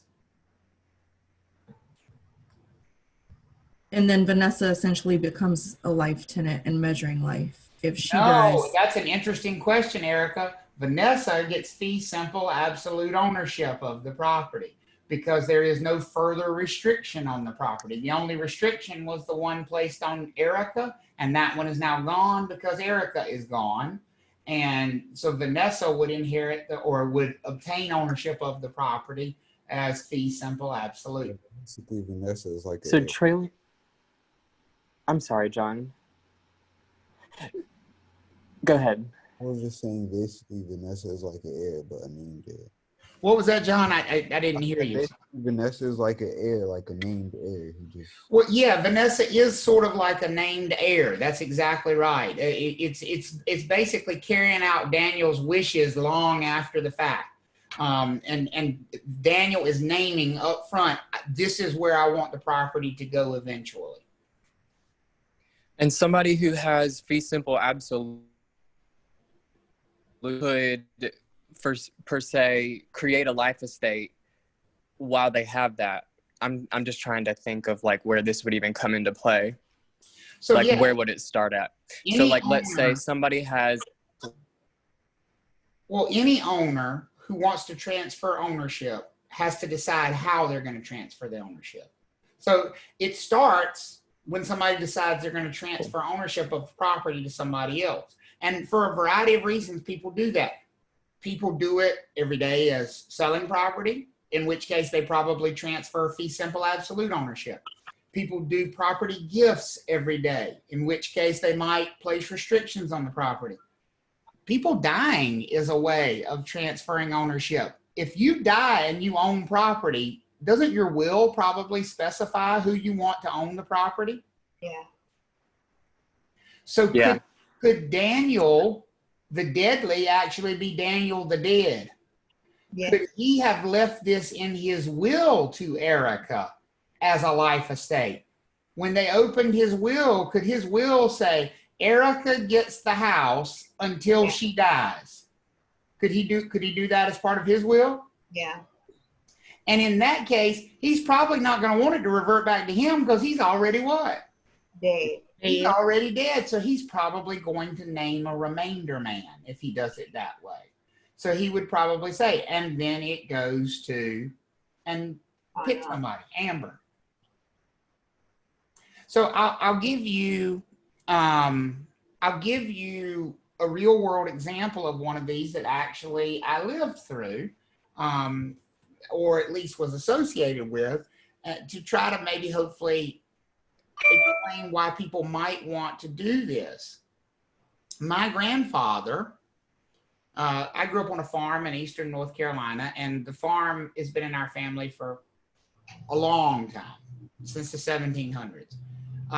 And that is our family farm. But when I was a child, I thought my grandfather owned two farms. The farm that's our family farm, but also the farm next door. As a matter of fact, he did own two farms. What I didn't understand as a child was that the farm next door, he owned as a life estate. Yes. He owned it until he died. And here's what happened. The people who owned that farm in the 1930s were an elderly couple whose children had passed away. They had two children who died early in life, so they didn't have any living children. They didn't have any grandchildren. They didn't have any living relatives. My grandfather apparently, I mean, I don't know, I wasn't around, but apparently my grandfather was very kind to them when he was a young man and took care of them. As they became more and more elderly, he sort of looked after them. He took care of a lot of things on their farm for them. He just sort of looked after things for them. The husband died first, and of course the wife inherited all the property from her husband.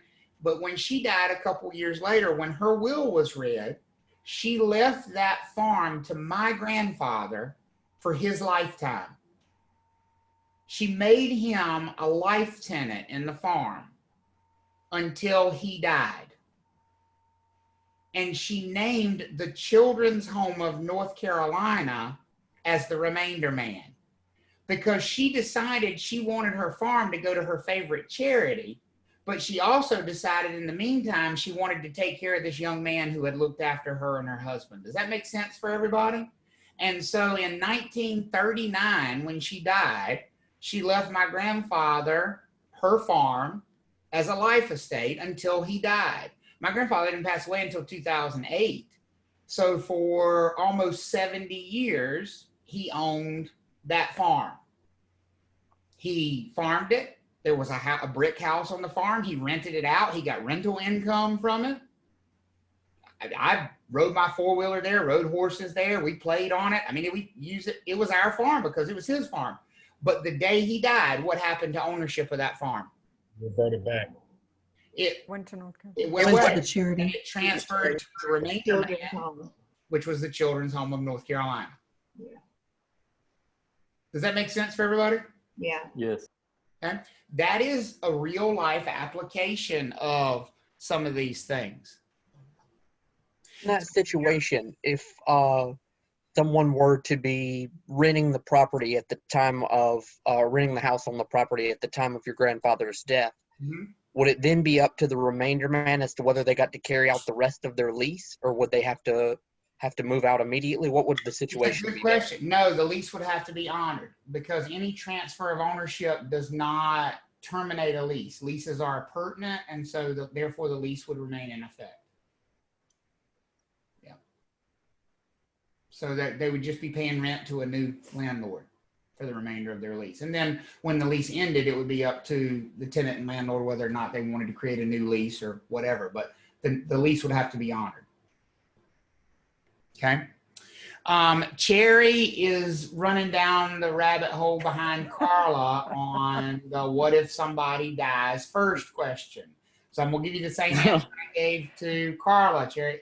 It doesn't matter, because if Amber is the remainder man, but she dies before Erica, Amber's going to have heirs. So that ownership would simply transfer to Amber's heirs, the same as if it had transferred to Amber, right? It doesn't matter who dies first. That is not important in a life estate. What matters is who is the measuring life and when they die. That's all that matters. Okay. And it's a fair question. I'm not saying it's not a fair question. It's just one of those ones that you start rattling around and you chase yourself in circles with stuff like that. I don't know if this is a rabbit hole question, but it's what if the children's home had closed or dissolved before your grandfather died? It is a rabbit hole question because that's what courts are for. Courts are always there to sort things out when we don't know the answer to them. And truthfully, I don't know what the answer would be if the remainder man, in that case, a charity no longer existed and didn't have any heirs, so to speak. I don't know what would have been done with the property. It would have been for a court of law to decide. And that's kind of where we just kind of leave it off. You know, we just say that's beyond our scope, you know, as far as that goes. But in this case, they still existed and they were still functioning. And so they took ownership of the property. As a matter of fact, it's kind of a morbid thing, but they checked in pretty regularly on my grandfather's health the older he got.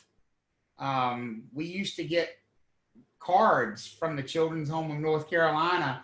Just wanted to check on Mr. Robertson and make sure he's doing well. No, you don't. You want to make sure he ain't dead yet. That's what you want to know.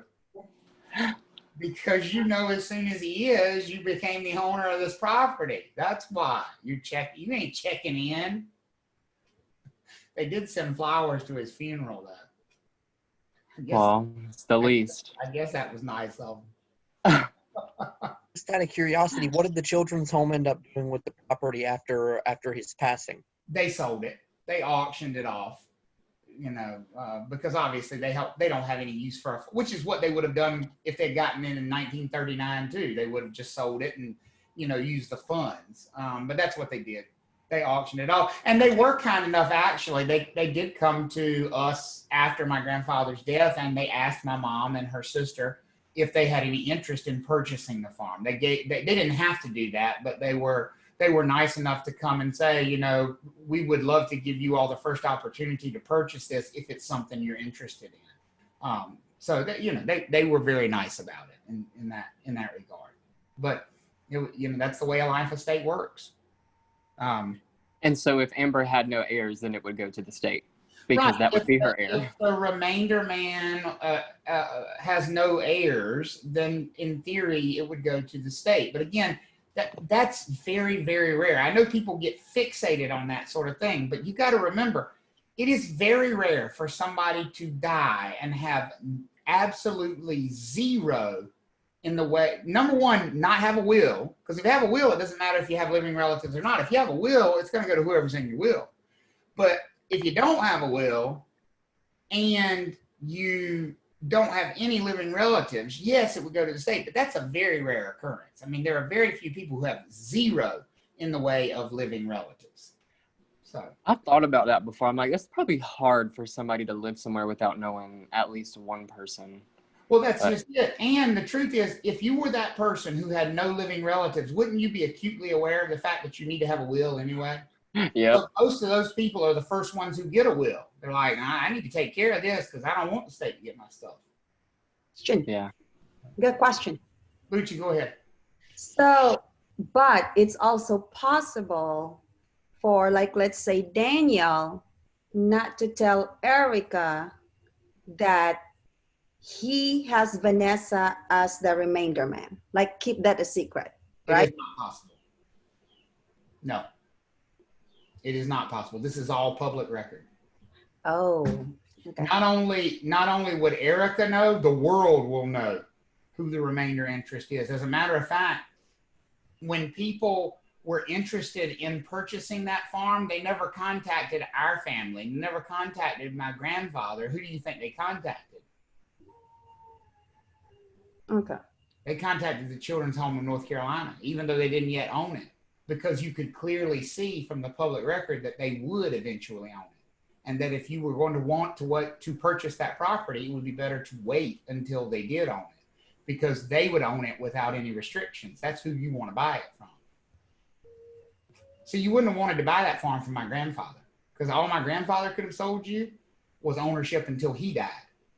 Okay. I don't think you want to pay an 80-year-old man who has Alzheimer's for ownership until he dies. You want to wait until he does die and buy it from the next owner.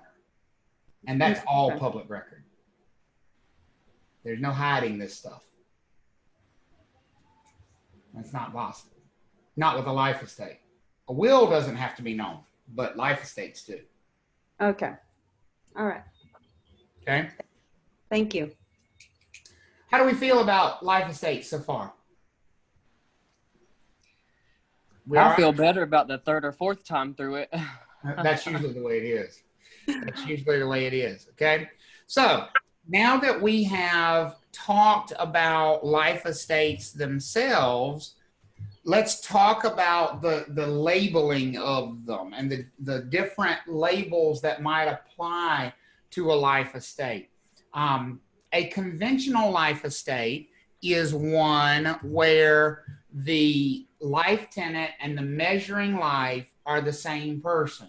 So Daniel was our grantor. Yeah. So therefore, Erica, and he granted it to Erica, who is the life tenant, until Erica died. How many times do you see Erica's names? Twice. She is the life tenant and she's the what? Okay. Measuring life. She's both the life tenant and the what? Measuring life. And the measuring life. That is called a conventional life estate. It's a conventional life estate. If it's the same person who's the life tenant and the measuring life. Erica owns it till Erica dies. Travis owns it till Travis dies. So now let's talk about the other type of life estate, the other label we might put on this thing.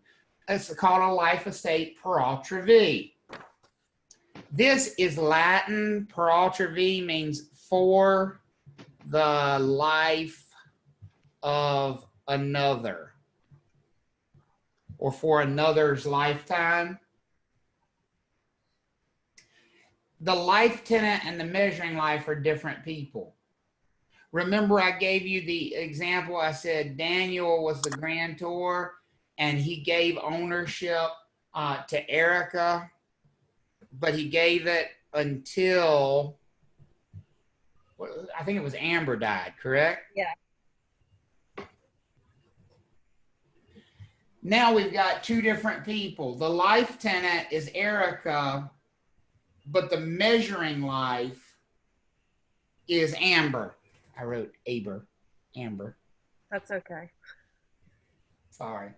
Sometimes when I'm talking, my brain and my hands don't function at the same time. I can't walk and chew gum at the same time either. That's a life estate per ultra v. The only difference between the conventional life estate and the life estate per ultra v is, are the measuring life and the life tenant the same person, or are they two different people? Is everybody okay with that? Yeah. That's the only difference between them. And of course, we talked about the difference between a remainder and a reversionary interest simply being whether or not the grantor names somebody. So conventional, measuring life. Oh, I gotta change colors. That yellow is not gonna work very well here. Let me swap to red. So the measuring life and life tenant are what? Same. The same. What does per ultra v mean? The measuring and measuring life are different. And life tenant are different. What does a remainder interest mean? The grantor names who will get it. Who will eventually own it. Is everybody with me on that? That's the third party. That's the third party. And the reversionary interest is the grantor expects it goes back to him. Back to the grantor. Now, here's the thing. We're going to play mix and match here. Can we have a conventional life estate with a remainder interest? Can we pair those two together? What do you think? Yes. Yes. Yes. Conventional life estate just means the life tenant and the measuring life are the same what? Person. Remainder interest just means the grantor named where it was going to go. Okay. So Erica owns it until Erica dies, and then it goes to Vanessa. That is a conventional life estate with a remainder interest. Erica owns it, life tenant, until Erica dies. Measuring life. They're the same person. That makes it what? Conventional. Conventional. And then it goes to Vanessa. That and then person, who is that? What do we call them? Remainder. Could we have a conventional life estate with a reversionary interest? Yes. Erica owns it until Erica dies. And then it goes back to the grantor. And I could say, and then it goes back to the grantor. I could just not say nothing at all. If the grantor doesn't say, what's it going to do? Go back to them anyways. It's going to go back to the grantor. Mm-hmm. And that's reversionary. Is everybody all right with that? So that's a conventional life estate with a reversionary. Could we have a life estate per ultra V with a reversionary interest? Do we match those up? Yes. Erica owns it until Amber dies, and then it goes back to the grantor. Would that be per ultra V? Yeah. Erica owns it, so she's the life tenant until Amber dies. Amber's the measuring life, and then it's going to go back to the grantor. That is reversionary. Does that make sense for everybody? What would use the same people? What would per ultra V with the remainder sound like? Erica owns it until what? Amber dies. Until Amber dies, and then it goes to Vanessa. That would be per ultra V with a remainder. So you're always basically picking one from each side. Now, don't tell me it's conventional with a per ultra V. That don't work. They mean the exact opposite. Don't tell me it's a remainder with a reversionary. That don't work either. It's one from each side. I don't care which one from each side, but it's one from each column. Okay? So that only difference is just the conventional is the same person for measuring life and life tenant. And then measuring life and life tenant is different for per ultra V. That is it. That is the difference between the two. That is all. And the one thing that can never change about a life estate, even if the life estate is sold, the measuring life can never change. So let me give you an example of it. We're going to stick with our same example because I think it's easier to be consistent. Daniel, our grantor, he gives ownership of the property to Erica until Erica dies, and then it goes to Vanessa. All right, so what kind of life estate have I created? First of all, who is the life tenant? Erica. Erica. Who's measuring life? Erica. So is that conventional or per ultra V? Conventional. That's conventional. And then it goes to Vanessa. Is that reversionary or remainder? Remainder. So we've created a conventional with a remainder. Does that make sense for everybody? Yep. Yeah. So now, is it possible for Erica to sell that thing to Lisa? Can she sell as long as she's still the owner, as long as the measuring life's still alive, which also happens to be her? Can she sell that ownership of that property? Yes. Yes. In theory, she can. Now, whether somebody will actually pay her for it or not is a different story. But let's say there's a sucker born every minute, and Lisa's our sucker. And so Lisa has purchased this property from Erica. Now, the life tenant has changed. Who's the life tenant now? Who owns the property now? Lisa. Lisa is now the life tenant. Everybody with me? Mhm. But what did I say will not change ever? The measuring life. The measuring life. So now Lisa owns it until who dies? Erica. Erica. Erica. That doesn't sound like a conventional life estate to me any longer. What does that sound like? That sounds like a per ultra V, because you got two different people. So now we have a life estate per ultra V, and Lisa owns it until Erica dies, and then it's still going to go to who? Vanessa. Vanessa. So that's still a remainder. So what we just did is changed it to a life estate per ultra V with a remainder interest. Okay. Because the one thing that cannot change is the measuring life. That stays locked in. See, here's the thing. People say, well, when you sell it, the measuring life should change. If you could do that, you could basically avoid the whole purpose of the life estate in the first place. Remember, the whole reason they created this life estate is they wanted the ownership to end when that person died. They didn't want them to be able to essentially just keep selling it and selling it and selling it, because that's what you do. You would just sell it to somebody else. Like, oh, you're young, you buy it, you'd be fine. Just make sure you sell it to somebody else before you die. No, it doesn't work that way. The measuring life never changes. Cute baby alert, by the way, on Candace's camera. If anybody, if you want to look at them scrolling, see their arms reaching out for the mouse as soon as I say that. Got to go find the baby. Oh, she's a doll. Is that Curious George?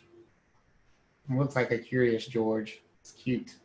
It's something we won from the fair last year when I was pregnant with him, so he likes it. Oh, I said her. I'm sorry. That's a him. I'm so sorry.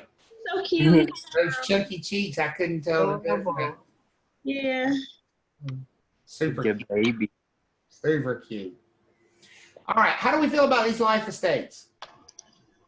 Pretty decent? Yeah. Good. Good. It is definitely something that it grows on you. Okay. Last topic I want to cover for today, because we talked about grantors. So just remind me, I need a cruise down memory lane here. I'm old, I forget stuff. Yep. Grantor, you hush. A grantor who transfers ownership with no restrictions. What kind of ownership do we call that? Be simple. Be simple. A grantor who transfers ownership but restricts the ownership based on time. What do we call that? What did we just talk about? Pure ultra V. Well, pure ultra V is a type of what? Life estate. Life estate. A limitation of time is one of the life estates. And there's 4 different kinds of life estates, but any limitation of time is a life estate. Is everybody all right with that? So if the grantor is transferring ownership with no restriction, that's fee simple absolute. If the grantor is transferring ownership limiting time, that's a life estate. And then you have to dig in to see what kind of a life estate, but it's a life estate of some type. Now we want to talk about a grantor who is limiting use. They're not placing a time limit on the thing. They're not saying you only own it for a certain amount of time, but they are saying that I, the grantor, am limiting your use of the property. I'm going to limit what you can do with the property. Is everybody all right with that? So this is a very bossy grantor. This is somebody who wants to control people. And do we have anybody who, I didn't see, Seth, you might help me out here. Is there anybody whose name starts with a B? I didn't see. Do we have any B's in the class right now? Let's look. Anybody who's here right now? I see some last initials that start with B, but I don't see anybody on the list over there. I saw Daniel's name and I thought I got lucky. Yeah, so I'm gonna say we don't have a B in here right now, but we do have Priscilla, whose last name starts with B, so we'll go with her. She's gonna be Bennett the Bossy. That's our grantor this time around, is Bennett the Bossy. And so Bennett the Bossy is giving ownership of the property.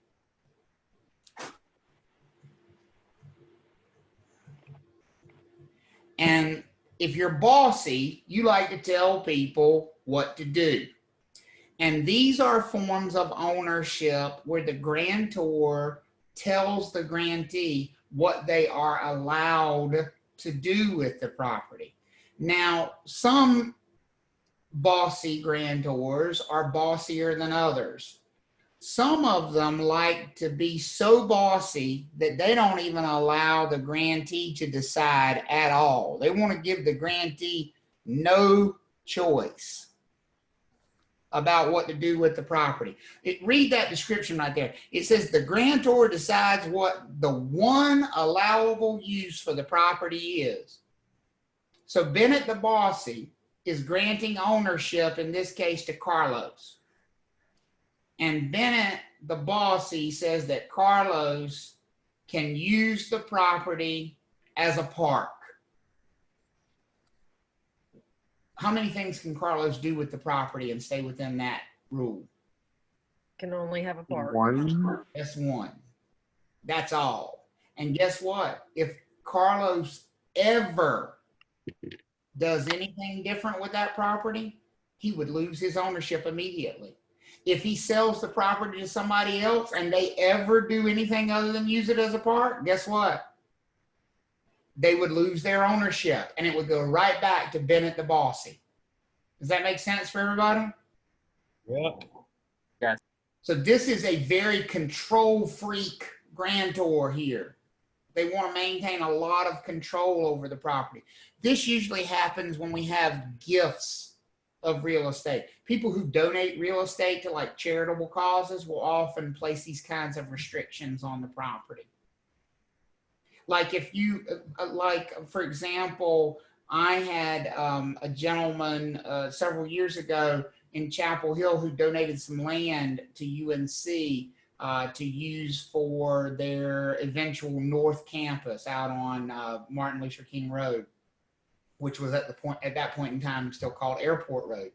And as part of the gift, he specified that the property could only be used for development of a teaching facility for the University of North Carolina, which means that they can't decide at some point, if they ever decide down the road, no, we're not going to build a campus here, and we're not going to use the property for that purpose, they would lose ownership of that property and it would go back to his family. Does that make sense for everybody?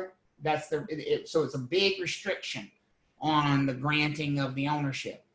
Now, Bennett the Bossy, our grantor, could be less strict in that. They could do what's called a fee simple subject to a condition. Fee simple subject to a condition means you own it under one condition. Don't do blah, blah, blah, blah, blah, whatever. Don't put a trailer park here. Don't put a hog farm there. Don't use it for commercial purposes. This would be a grantor who is giving a list of things that should not be done on the property.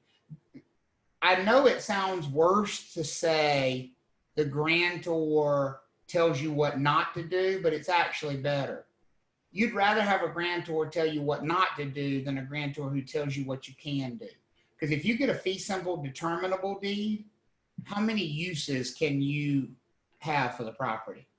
One.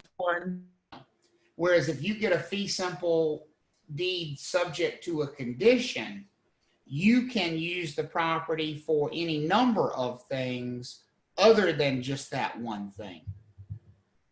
Does that make sense for everybody? Yep. So that brings us back to and I'm going to slip over this for a second. This slide. Remember that from the very beginning? Mhm. Is it a little bit less murky now, maybe, than when we looked at it earlier? Does it make a little bit more sense now that there are these different types of ownership available? Because that's a big topic we just covered.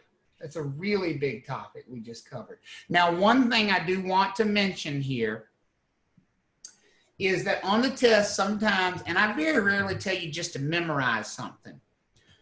On the test, they may ask you a question. Which ownership types, which ownership interests, which ownership estates, that all means the same thing, by the way. Which ones of those can be inherited? Which one can you leave as an inheritance? And I'm just going to tell you the easiest way for that question is to memorize the answer. They all can. Anything you own, you can leave as an inheritance, except one thing. This is not inheritable. The conventional life estate is not an inheritable thing. The reason the conventional life estate is not inheritable is that you don't own it anymore after you die. Remember, conventional life estate is one where we said the life tenant and the measuring life are the same person. Remember that? Mhm. Erica owns it till Erica dies. Well, clearly Erica can't leave that property in her will because after she's dead, she's not going to what? Own it. She won't own it. She can't leave it to her heirs because she doesn't own it. But every other type of ownership is inheritable.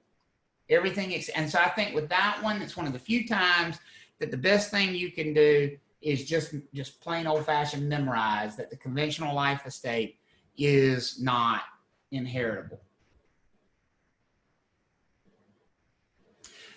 So I got a question for y'all. Are you ready for a homework assignment? What do you think? And let me preface that question by saying I only give you homework assignments when I'm about to let you go for the day. So are you ready for a homework assignment? What do you think? Yeah. Yeah. Yes, sir. Yes, I sir. would get the answer I wanted by saying that. This is actually a really good stopping point. So we've not finished chapter 2. By the way, we will finish chapter 2 on Thursday. This is a Tuesday, Thursday. I had to think what day. It's Blur's Day. I can never remember anymore what day of the week it is. On Thursday, we will finish chapter